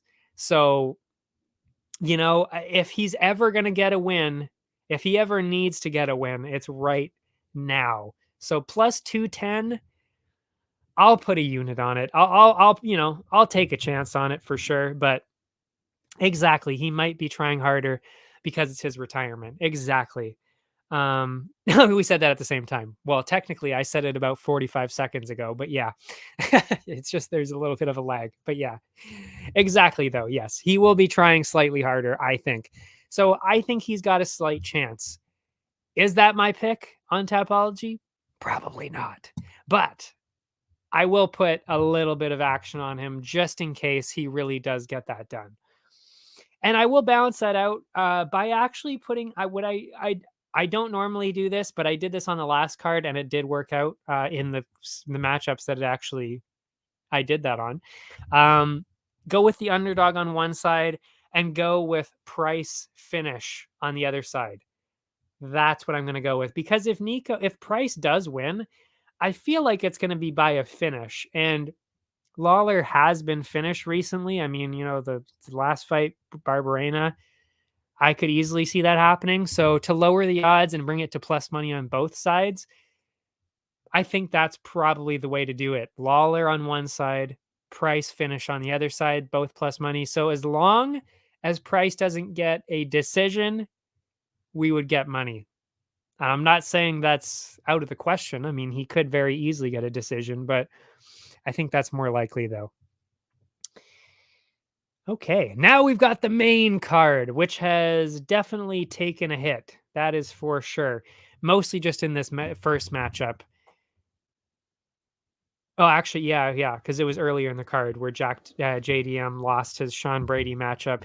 It's definitely some good matchups that took a hit. Kind of sad about that, really. There were quite a few really good ones. Actually, I'll actually go back to Tapology here and tell you the ones that we missed out on. I mean, Bo Nickel, Sean Gore. I think we would have seen probably the same result that we're going to see either way, to be honest. But Figueiredo and Manel Kopp, that was on this card originally. We lost that. That would have been sick. Sean Brady, and then we lost Sean Brady, of course. That was pretty recent. And I feel like there was another one in there. Oh, yeah, Cameron Simon. Yeah, Cameron Simon was supposed to fight Christian Rodriguez. That would have been so entertaining. Probably would have picked Rodriguez on that one. C-Rod. Probably would have picked him. But, man, that would have been an entertaining fight. So we lost that one too. So that just sucks. I mean, that's 3 solid fights that we were going to see that fell through. So that kind of sucks. But I mean, the last 4 on the main card are just unreal. Cannot wait to watch those. I was just going to say Figgy fight sucks to lose. Yeah, man, Manel Kopp, he's so exciting too. To see, both of them are so exciting. I mean, I don't know how that would have gone, especially with Figueiredo going down to flyweight again after he said he wouldn't do that. I don't know how that would have necessarily gone, but I still wanted to see it. I mean, that's a super exciting, super high level flyweight fight. That would have been incredible. Yeah, that sucks to lose. Anyway, so yeah. Oh, and I did say we're going to be lowering Nickel minus 2,500, by the way. Holy fucking shit. Minus 2,500. And I actually think this opponent might be slightly harder than Sean Gore, if I'm being real. So I actually think the odds should be going in the other way, but I see why. I mean, it's a last minute replacement. He came in on 3 days notice. Yeah. So I totally understand, but still. And it, again, at these levels, it's irrelevant. I mean, like the difference between minus 1,500 and minus 2,500, there's really not a huge difference at that point in terms of profit. Like you're still basically not getting anything either way. Anyway, so yeah, we'll be lowering those with nickel KO. Nickel KO. And it was the same thing on verdict. I put nickel KO. So I hope I'll look like a genius by picking that one. We'll see though. And we'll also lower it by doing first round, which probably isn't lowering it by much if we're being real. It's probably like minus 300 or something. I don't know. But yeah, we'll see. It'll at least lower it a little bit. I mean, there's thin profits on stuff like that. So we'll see. We'll see how that goes. You just love when they set up challengers in the same card. Unless you're Cejudo and you want to screw that up in a video. Yes. That sucks that Cejudo dropped out of that fight too. Fuck. That was another really good one that was looking real nice. What did they replace anybody with that? I don't think they did they? They didn't find a new one for oh, they did, didn't they? Did they for Cheeto? I don't think they did. Now I'm trying to remember. Did they find a fight for Cheeto? I don't think they did yet. And by the way, I actually when I thought about it a little bit more, I was actually kind of like, you know what? I think Cheeto actually might have won that one because the power and the length, that's a real problem. And he's hit everybody clean so far. So, except for Sandhagen, but yeah. But I don't know. Cejudo gets hit quite a bit. So I don't know. I think that might have been a problem. So he's actually not yet, I don't think. Okay. Yeah, I didn't think so either. But yeah, I think that might have actually been a problem for Cejudo. I think that was a rough matchup when I thought about it more. Anyway, moving on from Bo Nickel. Oh yeah, Jalen Turner, Dan Hooker. I will say Turner is definitely lower on the parlays, but I'm definitely still favoring Turner on this one. I mean, Hooker is definitely he's even actually just a completely different person now. He's blonde now. He's got a shit ton of tattoos. None of that was there the last fight. So, I mean, different person, really changed his attitude and the way that he's training and everything too. I mean, he just feels like it's a fresh start. And to be honest, I think it's a complete fresh start too. So I don't really want to completely count him out, which is why, like I said, he will be lower on my parlays. I'm not putting Turner up too high on this one. It's very close. And yeah, Cejudo needs to stop. Yeah. I don't know. Actually. I mean, I don't think I would say that because, I mean, you got to remember, it was a split decision. Like if one slightly stupid judge would have given him a win, because I don't think he won at all. But if another judge gives him the fight, he's the bantamweight champion right now. You got to remember that. So I don't know. But I do think that was probably one of the most favorable matchups he could have had, because I think he's in trouble if he fights somebody like Sandhagen, who is a relentless striker as well. I think that's a problem with the length. Suga, that would have been probably a disaster. He probably would have gotten knocked out. Cheeto, same thing. But yeah, he's still got chances though. I mean, he's still triple C. I mean, he's still incredible. And also we got to remember that was his first fight back after not fighting for 3 years or something. So maybe he looks way better in the next one. I don't know. I'm definitely not completely discounting him. And they say that about all just legends of any sport in general. Never count them out. Same thing with like I don't know, like a LeBron James, Tom Brady, Peyton Manning, anybody like that. You can't count them out because then they'll just do something crazy and you're like, holy shit, I can't believe he just did that. Like Tiger Woods. Tiger Woods won. Like, was it a couple years ago? He won the big tournament. It's like, come on now. Like, I don't think anybody thought that was going to happen. I didn't think it was going to happen. Same with any sport. It happens. Great people do great things.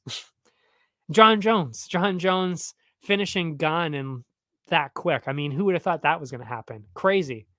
So yeah. Anyway, enough about Cejudo. We don't need to talk about that loser anymore. So Turner, Hooker.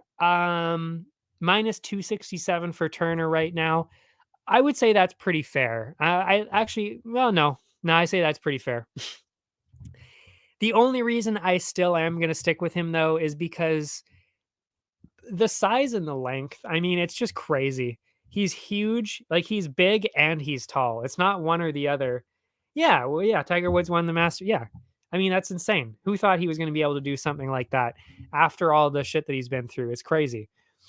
And at that age too. I mean, like who else is doing that? Nobody. So yeah, anyway. What do I say? Oh yeah, minus 267. Yeah, I mean, he's not just tall, he's also huge. He's thick as well. So that's a problem for Hooker. I mean, the grappling, I don't know who has an advantage in the grappling. Probably Turner because he's so big. The striking, I mean, they've got actually, by the way, they actually have the same reach. I don't know if you knew that. They have the exact same reach, even though Turner is much taller. Hooker has really long arms. So they have the same reach. So it's not as crazy as you think. But the leg reach, I mean, that's got to be for Turner. The power for sure is on Turner's side. I mean, Hooker knocked out by Chandler, knocked out by Allen, excuse me, finished by Islam as well. I know he's turning a corner, but that's that power. That power is something else. And I mean, Gamrot's a hard dude to. I mean, he still hasn't been finished, Gamrot, but Turner was for sure the closest to doing it because, god damn, like the shots that he was landing on Gamrot were crazy. Like they were hard, and Hooker would have been knocked out by those for sure. So I don't know. I got to go with Turner, but yeah, lower on the spectrum of the parlay order for sure. And the over under. Oh wow, that's surprising actually. It's over under 1.5 rounds right now. Very interesting. Minus 129 for over 1.5. That's very interesting. I thought they would have given him a little bit more credit. I'll go with the over on this one, I think. Yeah. I mean, Hooker's I mean, that 3-round war, or was it 3 rounds or 5 with Poirier? That was crazy. So, I mean, he can clearly take damage. Yeah, again, he was finished by Chandler, finished by Arnold Allen. I think the Allen one was a little bit premature, but he was also at 145, severely dehydrated and deplenished. Can you say that? Took the minerals out of his body, essentially. I mean, that's not a good way to go down. Severely compromised his chin. That's really all I was trying to say about the 145. So that was just a bad move. So I don't know. Still, though, the power is crazy. Man, that's a tough one. Over under 1.5. Man. I think I still got to go with the over 1.5, though. Especially since, again, giving Hooker the benefit of the doubt because he is still pretty good and still pretty young and pretty smart too. And he's got a pretty good team. So I don't know. I'll give him credit. I think he could last over 1.5 pretty easily. That is a tough one, though. Next up is the one we were talking about earlier. That would be Whitaker and DDP. And as I mentioned, I will be going with DDP on this one. And I will tell you why. Because every time, and I mean every single time, that DDP lands anything is he drops somebody. I was trying to read what you were saying. Gonna make it a lower stepping stone, which sucks to yeah.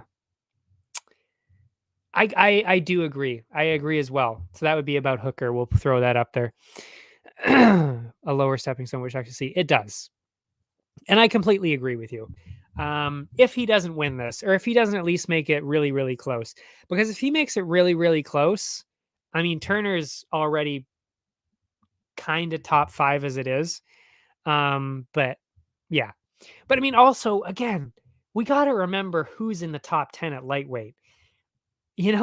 Like these aren't slouches. Like this is like, we're talking about Poirier, Gaethje, Sarukian, Gamrot, Turner, Fiziev, Who else is there? I mean, Connor's still there too, for fuck's sake. Chandler, Islam. Like, look who we're talking about here. Can Hooker beat any of those people? Honestly, probably not. But I mean, that's crazy to see that's the top 10. So is he in that top 10? Maybe near the bottom, maybe. But I mean, the skill level of that top 10 is just outrageous. It is unreal how good that top 10 is. So, oh, and then, we just saw, of course, probably, oh, that's right. He wasn't in the top 10. I was going to say, we probably even just saw Elvis Brenner get into the top 10 with that kind of shit. That was crazy. And then Dawson, I mean, he's doing really well too. I don't know. Like, Hooker's in for a rough ride for sure. That Hooker's in for a rough ride. Oh, man. Ridiculous. But anyway, yeah, I mean, it's fine to say that you're solid in the top 10 to 15 range. That's fine. I mean, he's basically going to be the Neil Magny of the lightweights. I think that's kind of the territory he's headed in, and that's fine. I don't think there's anything wrong with that. I'm okay with that. But yeah, DDP Whitaker. But yeah, every single time that DDP has landed any kind of significant strike, essentially, he wobbles the person immediately, and they start questioning whether whether they're in the right weight division or not. That's what it seems like. They're like, holy shit. Every time they get hit, they start backing up immediately, start running away, start trying to grapple. They do everything they can to get away from DDP here. And I mean, you can say whatever you want about Whitaker. I mean, yes, he's extremely technical, extremely powerful too, and really, really good at striking. But can he avoid getting hit altogether? Like, is he just not going to eat a clean strike? I don't know. I find that hard to believe. And especially, and I was literally just going to say that his nose is fixed. That's the point. And I don't know if you noticed, he was kind of a tank before his nose was fixed. And he keeps claiming that it's about at 10%, like 10% of the amount of oxygen that's supposed to be getting through. I believe it. I mean, like, that guy, I mean, he is shredded.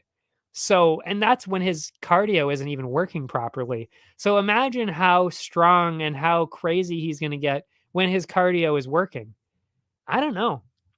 And also the other thing, by the way, that I found out, that I remembered, I should say, when I was watching the Brunson fight last night, is he was a K1 kickboxer. He was a K1 champion. Like, you're telling me that, he's not going to be competitive at kickboxing with Whitaker? He's a K1 fucking champion. What are you talking about?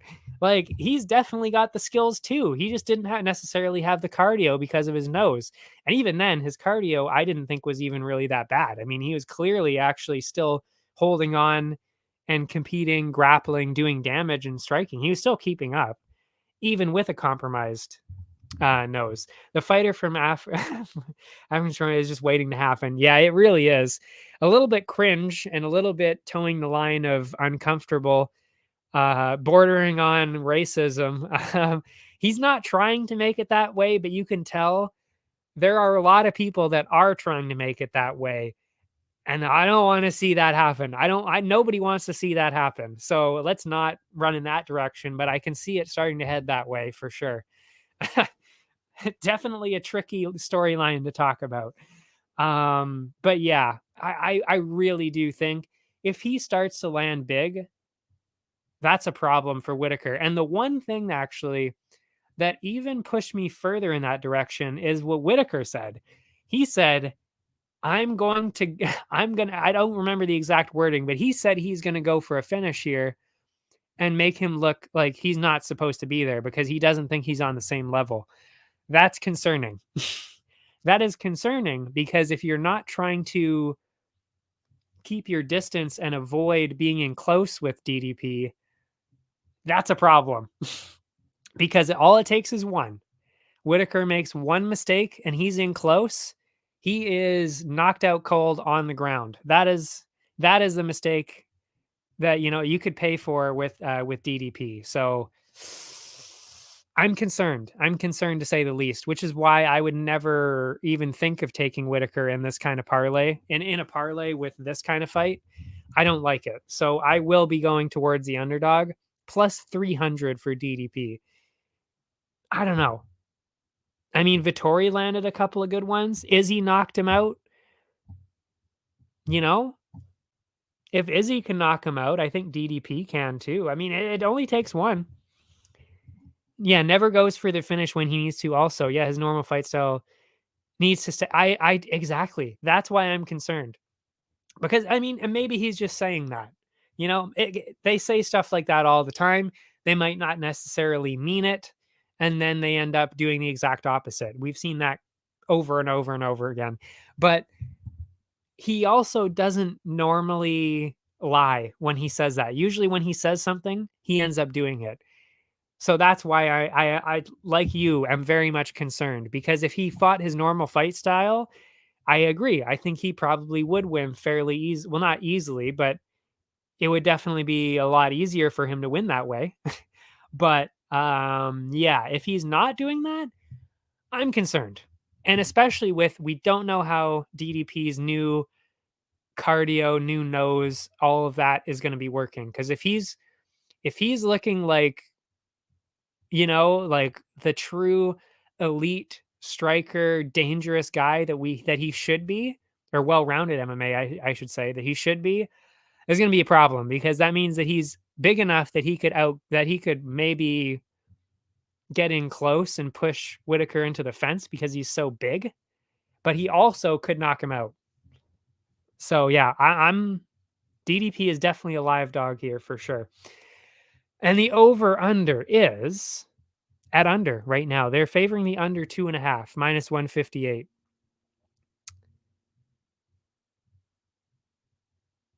Yeah, I would say that's fairly close. That's a tough one. I might have to go for over on that one, because I don't know what you would have to do to finish DDP, to be honest. Like, he's so durable. I don't know. Like, because I don't know if Whitaker would get a finish like that either. So I don't know. But he also has his chin up all the time. He could get hit so easily with Duplessis. I don't know. I mean, DDP could get hit easily because of his chin up all the time. Man, I might have to go with the over. Might have to go with the over. I'm not sure. Not sure on this one.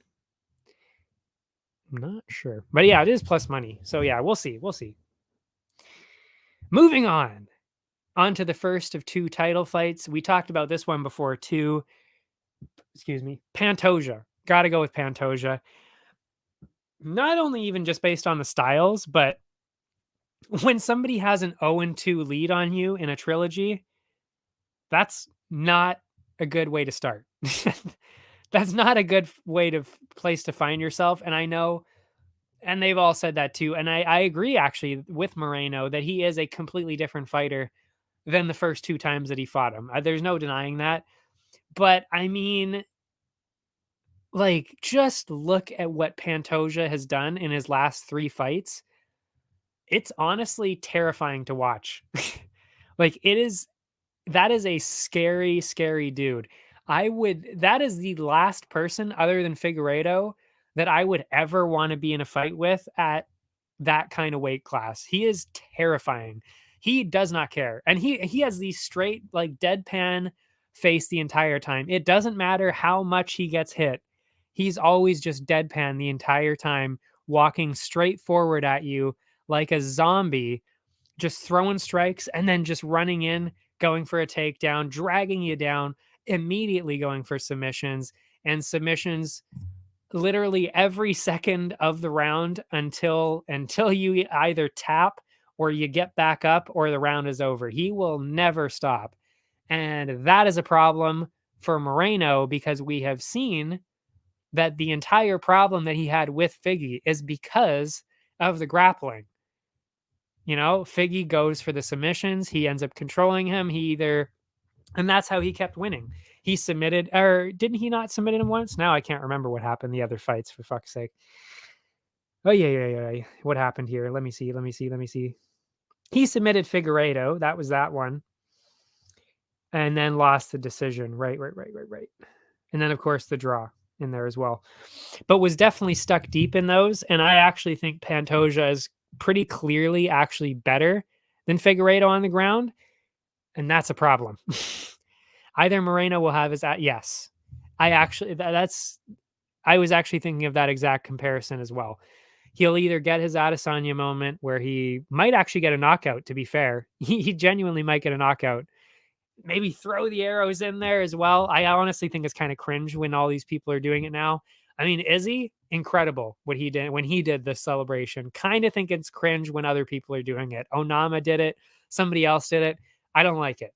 If there's no backstory and there's no reason for arrows specifically, don't do it. I don't like it. It's lame. It's cringe. It's just overdone. But anyway, that aside,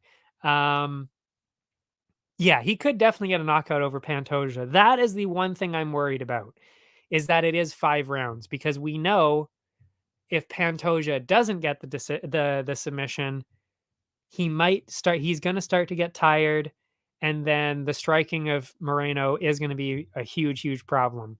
And even the grappling of Moreno is going to be a problem at that point, because he's going to be a lot more tired. But to be honest, I don't think it's going to get that far. I actually don't. I think this is probably going to be kind of an early finish for Pantoja. I hate to say it. I like Moreno, but when you see the technique, and he's, by the way, I mean, you got to remember, Pantoja's not doing this to just guys that don't know how to grapple.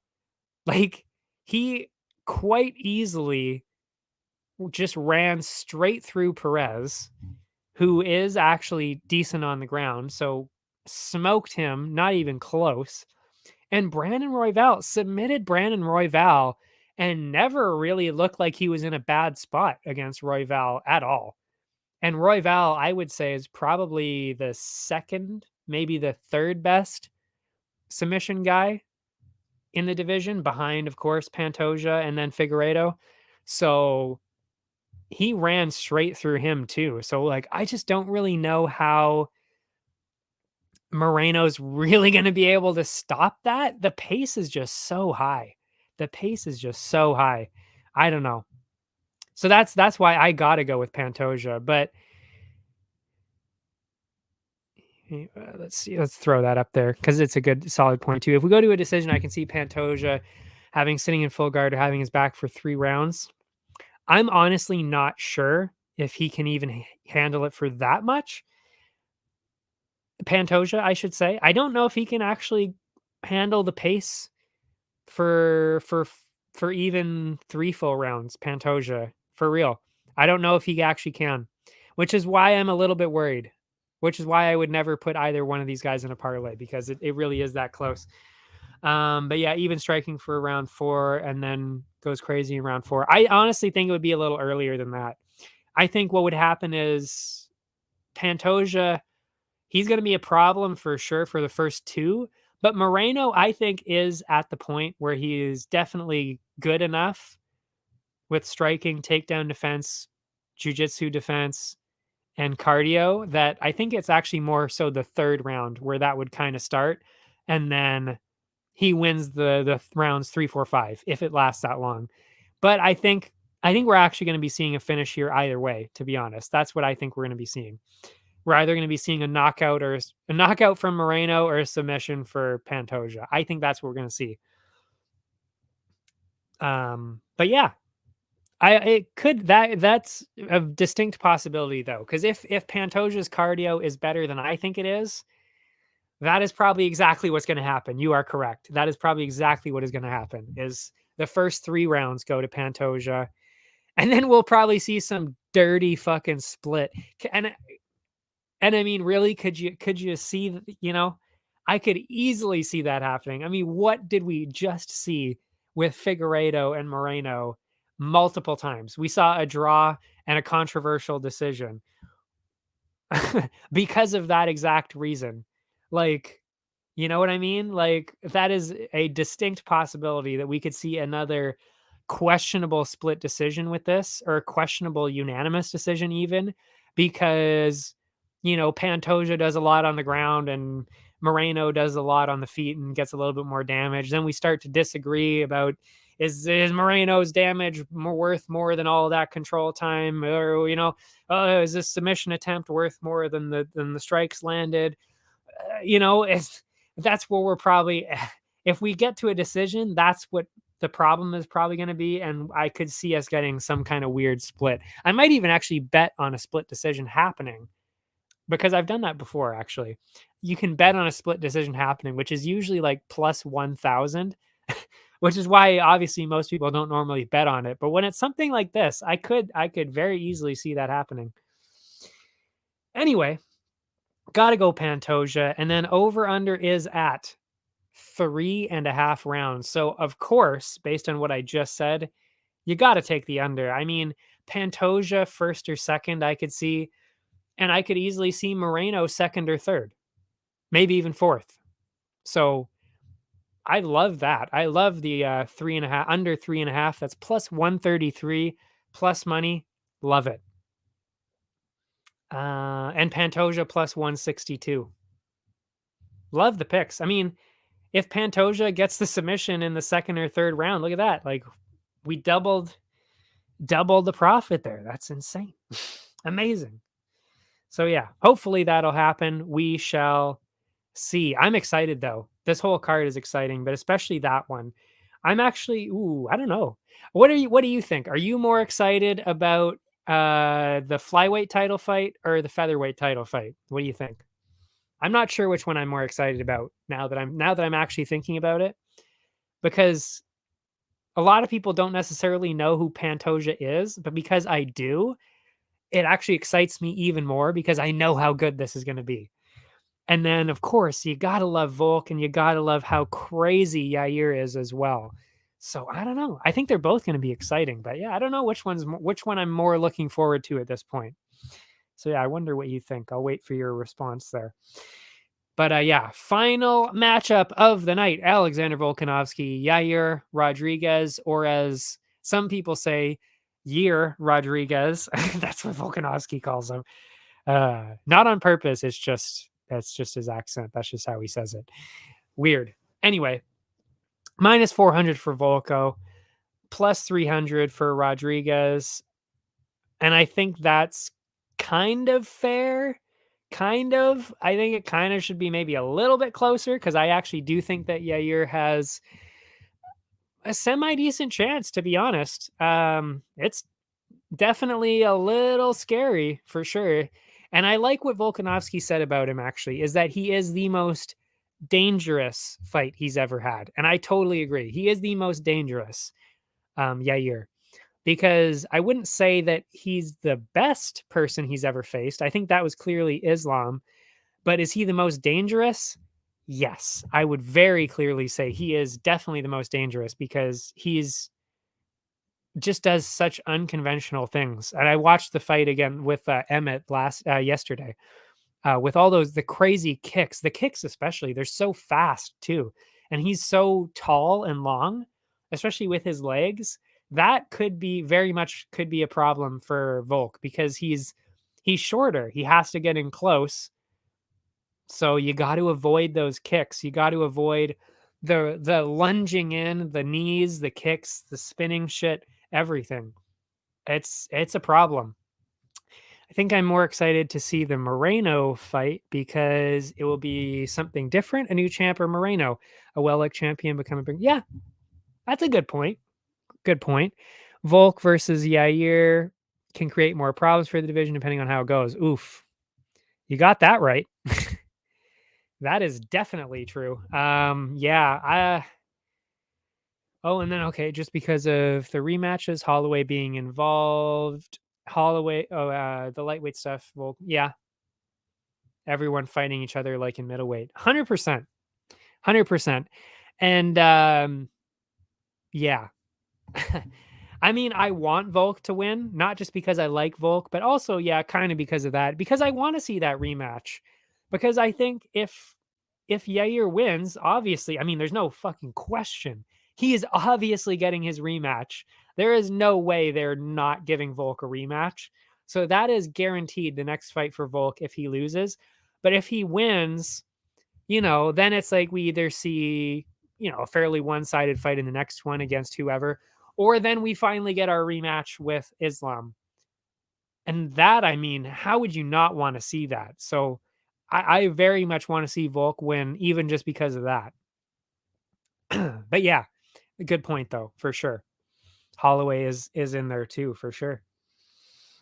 Oh yeah, what was I saying? Oh yeah, Volk minus 400. So we got to lower those odds a little bit. I am going to go with Volk just because I think he's just different, honestly. He's built different, as the kids say. Um it's the style, it's the IQ, it's everything. It's everything. I mean, it's also the team behind him too. And with that kind of team, that kind of intelligence, that kind of durability, that kind of skill, everything put together, I just find it hard to believe that Yair would be able to catch him with something and then finish him that quickly. I don't know, because that's kind of how his only chance, really, because he's obviously not going to win a decision, so he has to get a finish. And I don't know. I just don't know if he can make that happen. I don't know. Well, I mean, he could make it happen, but I think it's far more likely that we'll be seeing like what Volkanovski did against Holloway in that last fight, which is just, kind of staying at a distance and then jumping in when you can, landing your strikes, just being a precise, clean striker. And I think that's kind of what he's going to do. He's also probably going to grapple a lot more. I really think he's going to be grappling a lot heavier because he knows he's got to close the distance, clinch, drag him down, make it so that he can't do those crazy things anymore. That's probably the strategy. And I think that's a pretty good one. And I mean, if you're not getting submitted by Islam, if you're not getting submitted by Ortega, and let's be real, that submission against Ortega that he got out of was probably the deepest submission I've ever seen that didn't actually make somebody tap. That was insanity that he did not tap to that or choke or get slept, to be like real. Yeah. So, like, I don't know. If he can't knock him out on the feet, like he might catch him with something crazy like he did with Emmett, but I don't know. I think it's just more likely that we're going to see Volk just pick him apart and then go in, get some grappling going, get some takedowns, ground and pound, use his stubby little arms, the elbows and all that kind of shit to then get his ground and pound in there. Get the wins like that. I think that's what he's going to do. Interesting. The over under is dead even, actually, and it's at over under 4.5 right now. So which do we favor, over or under? Will anybody get a finish? I would actually definitely favor the under in this, minus 112, because they're both pretty durable, but I could see either one of them getting a finish. I could see Yair doing some crazy spin kick, bam, straight, gets Volk as he's coming in, something crazy, or even like a front kick to the face, a side, some kind of kick that he just really doesn't see coming when he's going in for a takedown or something. 100% could see that. And then, ref jumps in too early or some shit, gets an early finish like that. Anything could happen. And I could also see Volk just getting ground and pound, elbows. I could easily see that happening with Rodriguez being on the bottom because he's okay with being on the bottom, getting these tricky subs.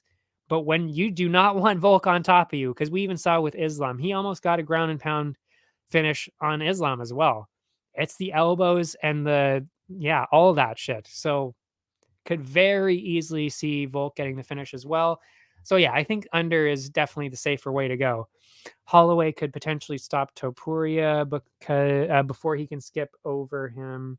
While he fights Korean Zombie, he needs to go next. Yeah. I mean, yeah, we know that he's got the Korean Zombie fight with Holloway, Korean Zombie. I mean, he's obviously going to win that pretty easily. That's going to be tough to watch. Well, it's going to be fun to watch, but also tough because that could be the last one for Korean Zombie. I hate to say it, but it's probably true.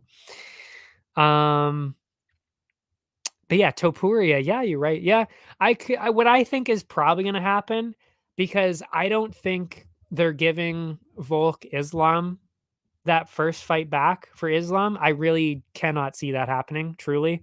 I think it is gonna be Charles. And I mean, also think of it this way. He just beat Charles. Even from a marketing perspective, I mean, yes, everybody wants to see Charles win and they want to see Charles get that second chance. There's that. But it's also like they're in Abu Dhabi. So if and when Islam gets another win against Charles, he gets another huge win in Abu Dhabi in front of everybody. Everybody's happy. Yay, yay, yay. All the billionaires are happy over there. So, I mean, just even from that perspective, it even makes sense from there that they want to see him win in front of those people. And then, it would make more sense to then have Islam Volk maybe in Australia again in the new year, like January, February, or later. And then, Volk has Topuria in November, December. I'd like that. We'll see. I could see him doing that because Topuria likes to be active. Volk likes to be active. Get them both in there. November, December. You need an event too. Actually, we need headliners. We don't know what's happening with, yikes, with McGregor now. We don't know what's happening. John Jones, haven't heard shit from that either. So I think they're kind of looking for events, November, December, main events. So could very easily see that happening, sneaking in there. Could see that. Topuria, Volk. And then, ooh, could you imagine? UFC 300, Volk Islam 2? Huh? That would be pretty cool. That'd be pretty slick. I don't know what they're planning. I mean, I'm sure they're thinking slightly about what they're going to be doing, but that would be pretty cool. That would be a pretty good one to have.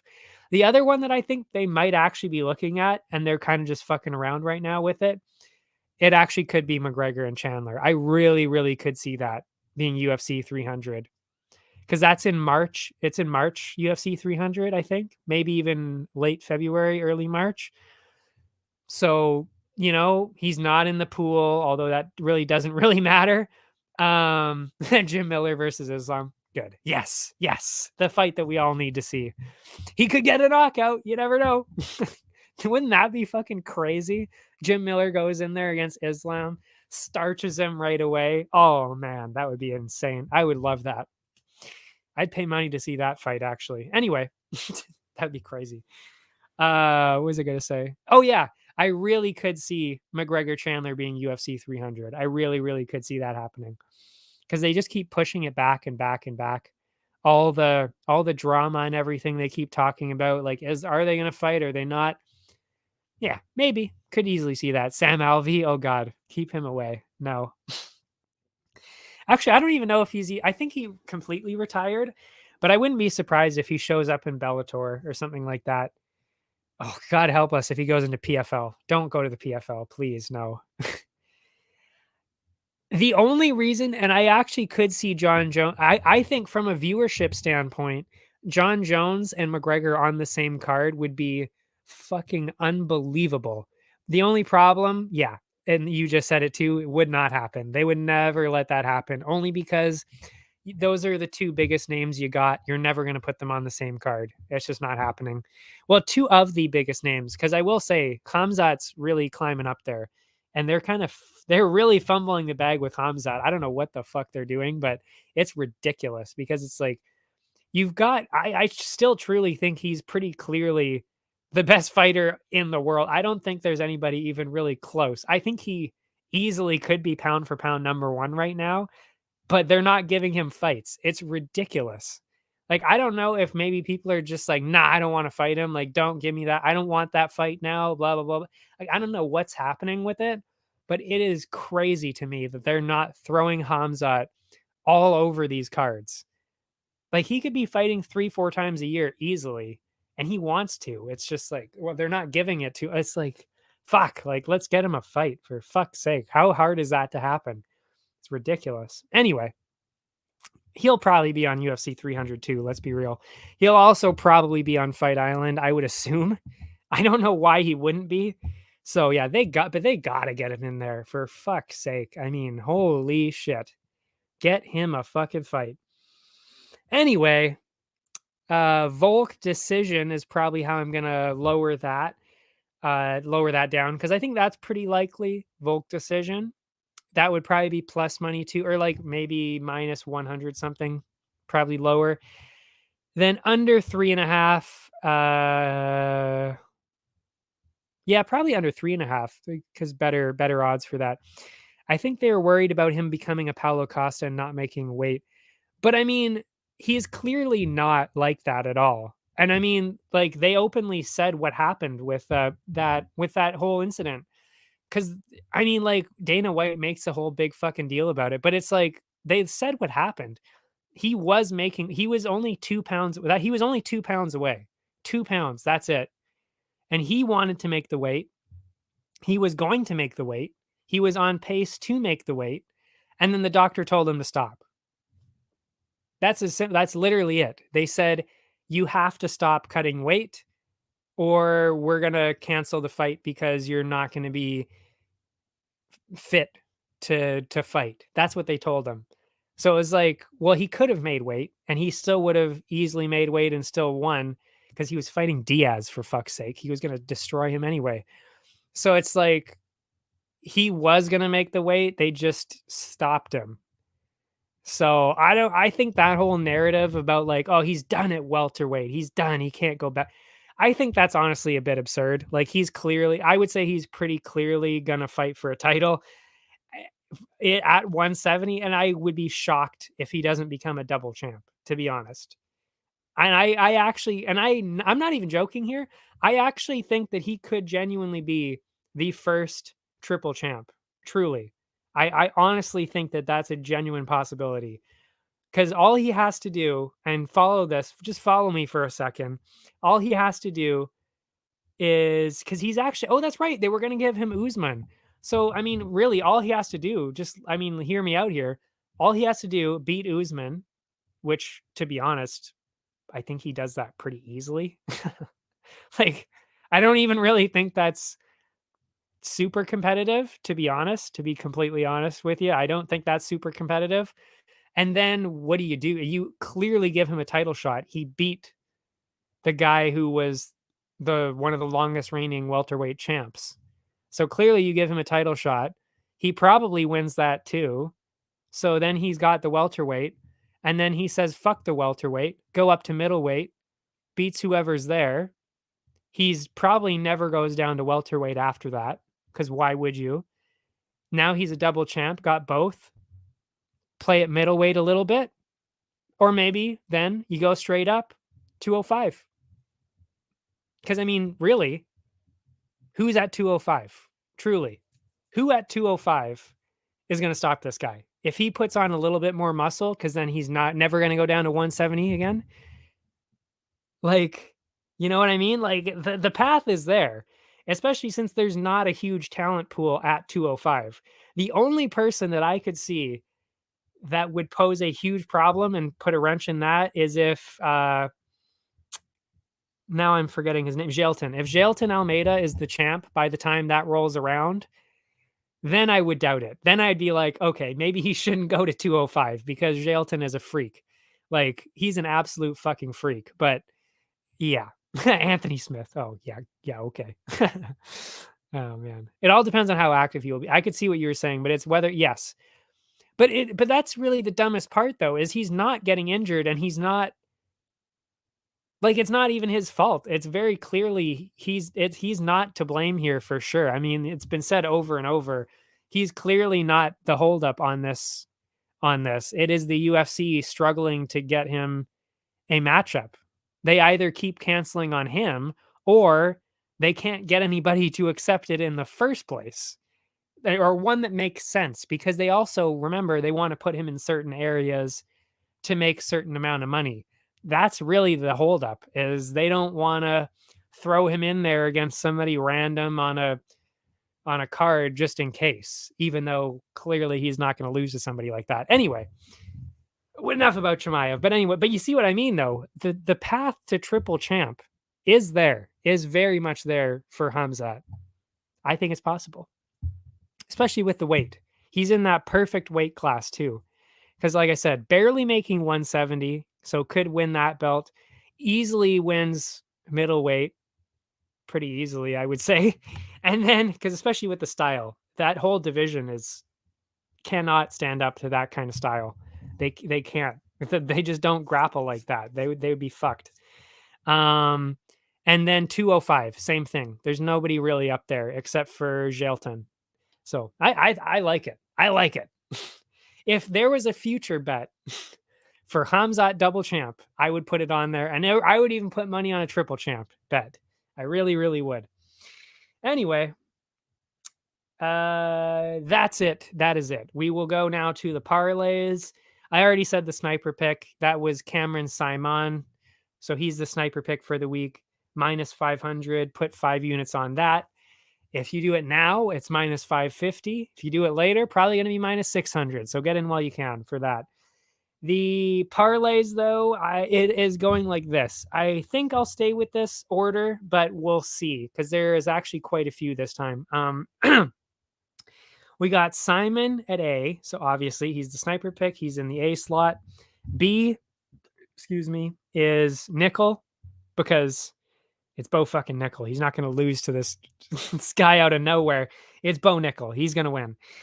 C, JDM, similar reasoning. You know, it's a last minute replacement. JDM, and he was training for Sean Brady, and he gets this. You know, he gets somebody random that's never fought in the UFC and doesn't look great. I mean, that's a clear pick for ABC. I would genuinely be in utter disbelief if ABC does not cash in. Truly, I cannot imagine a world where ABC don't cash in. D, that is Tatsuro Taira. I kept him out of there just because the other 3 were better. But yeah, D, I think it's pretty fair. Tatsuro Taira. I mean, he's another one of those guys where it's just like you just can't imagine them losing because they're so. It's like that Chimaev, Muhammad Mokayev. It's that kind. Bo Nickel. It's that kind of energy. Jailton, Kyle Bocalio. They all have that same thing where it's like, fuck you. I don't care who you are, what you're gonna do to me. I will win this fight, and I don't care how I do it. I just know that I'm going to win. That is how these people are. They just can't see themselves losing, and those are the people that you like to bet on in this kind of scenario, which is what I'm saying about Bo Nickel, and then of course, Tatsuro Taira, because he is also very much like that. He has no quit in him. He will more than likely, I would say, pretty easily win this fight. So that's D. E, Vitor Petrino. I mean, the guy's just an absolute animal. He's massive. He is massive. He's got cardio. He's got power. He's got a well-rounded skill set. Marcin Prachnio hasn't really shown that really much at all. So I've got him at E. F, I've got Yasmin Jauregui. Again, way better than Denise Gomes. But now you're at least seeing, like we're getting into the slightly closer ones where it's like, okay, I could see the other person doing something crazy and taking the win away, like what Elvis Brenner did to Guram last week, like that. Now we're getting to that kind of territory, the split decision territory, the weird stoppage territory. These are the ones where it's like, okay, that's the only reason we're going to be losing one of these, which is why they're E and F. But still, I'm not going to lie, I'm pretty confident about all A through F. I'd be pretty surprised if any of those people lost. And then G, the last one. Oh, no, it's not the last one. G is Volk. Same thing. I had him lower, though, again, just because Yair has a distinct chance of winning. So I think that's pretty fair. He should clearly win, so he should still be in the parlay. But it's at the point where Yair could actually very well win that. So that's why he's so low on the scale there. And H, this is the last one in the parlays, has got to be Turner because he should win, but Hooker has a distinct chance of winning the fight. So that's why G and H, Volk, Turner, near the bottom there because their opponents at least have a reasonable chance of winning. Whereas I honestly don't think A through F, I would genuinely be shocked if A through F did not cash in. As for the actual parlays of which order I'm going to do, like which letters go where, I didn't actually decide that because it's 2 more than normal. You missed last week's card. Oh, that's brutal. It was a good one. It was a good card, actually. Wow, there were a couple of weird ones on there, but it was still a pretty fantastic card because I forgot it was Saturday recorded. That's the card I won on. Yeah. Oh, you really missed out on some good, some crazy results. Also some wild results that I did not see coming. That was my worst card by far. I know you weren't here earlier, so I'll tell you. It was the worst card for sure. I thought we were going to get, this was going to be our best card for profit. That's not what happened. We lost 4 out of the 6 people on the parlays lost. That was Bonfim, Guram, Ismagulov, and who was the other one? Gato. Gato also lost. So all 4 of those were in the parlays. They all lost. It was bad. It was a bad one. We got -11. -11. By far the worst I've ever done. But this one, though, for real, this card, I feel so good about this card. I would be shocked if I somehow didn't win money on this card. Funny how it's always the bad card picks when I'm not here. I know, right? You were there for the picks, weren't you? I feel like you were, weren't you? I don't know. I feel like you were there last week. Maybe not. I don't know. Maybe not. I don't know. I can't remember at this point. It all blends in. What is time? So yeah, I mean, I'll keep the standard probably ABC and AB or ACDE on top of that. So the triple play and the Grand Slam parlays, I'll probably keep those just because there's the standard staple of my thing. But on top of that, there will definitely be more parlays, and I don't know how I'm gonna do that. So that is more something you'll just have to find out how I distribute them next week. I don't know. And then from then on, I'll probably never change how I do the parlays. So because it is an 8 leg instead of a 6, so it's distributed differently. I don't know. We'll see. We'll see how I decide. I mean, again, I'll let you know with the letters the next time. But yeah, that's more of something I'll figure out later. But yeah, looking good. I really like how this card is shaping up. Entertainment wise, betting wise, picks wise, Tapology, verdict. I really like how this is turning out. I'm excited to watch, excited to take part, see how much money I lose this time, you know? But anyway, I don't even know what I was going to say. Thanks for watching, everybody. If you want to catch any of the other sports, Area 51 has got you covered. Whoa! Into the void. Right there. What was it? What else was I going to say? Hopefully some other people are watching PFL Europe this week. PFL Europe, that's Saturday, I think. KSW's on. If anybody wants to watch that. And one Friday, definitely watching that. Yeah. I think that's it. Yeah, well, good luck. You're the one who's going to need some luck, if you know what I mean. If you're going to be going up against the king, the king of verdict MMA and Tapology, you're looking at him. But oh yeah, definitely don't miss out on the verdict getting into the leagues starting next week. That's going to be fun. That is exciting too.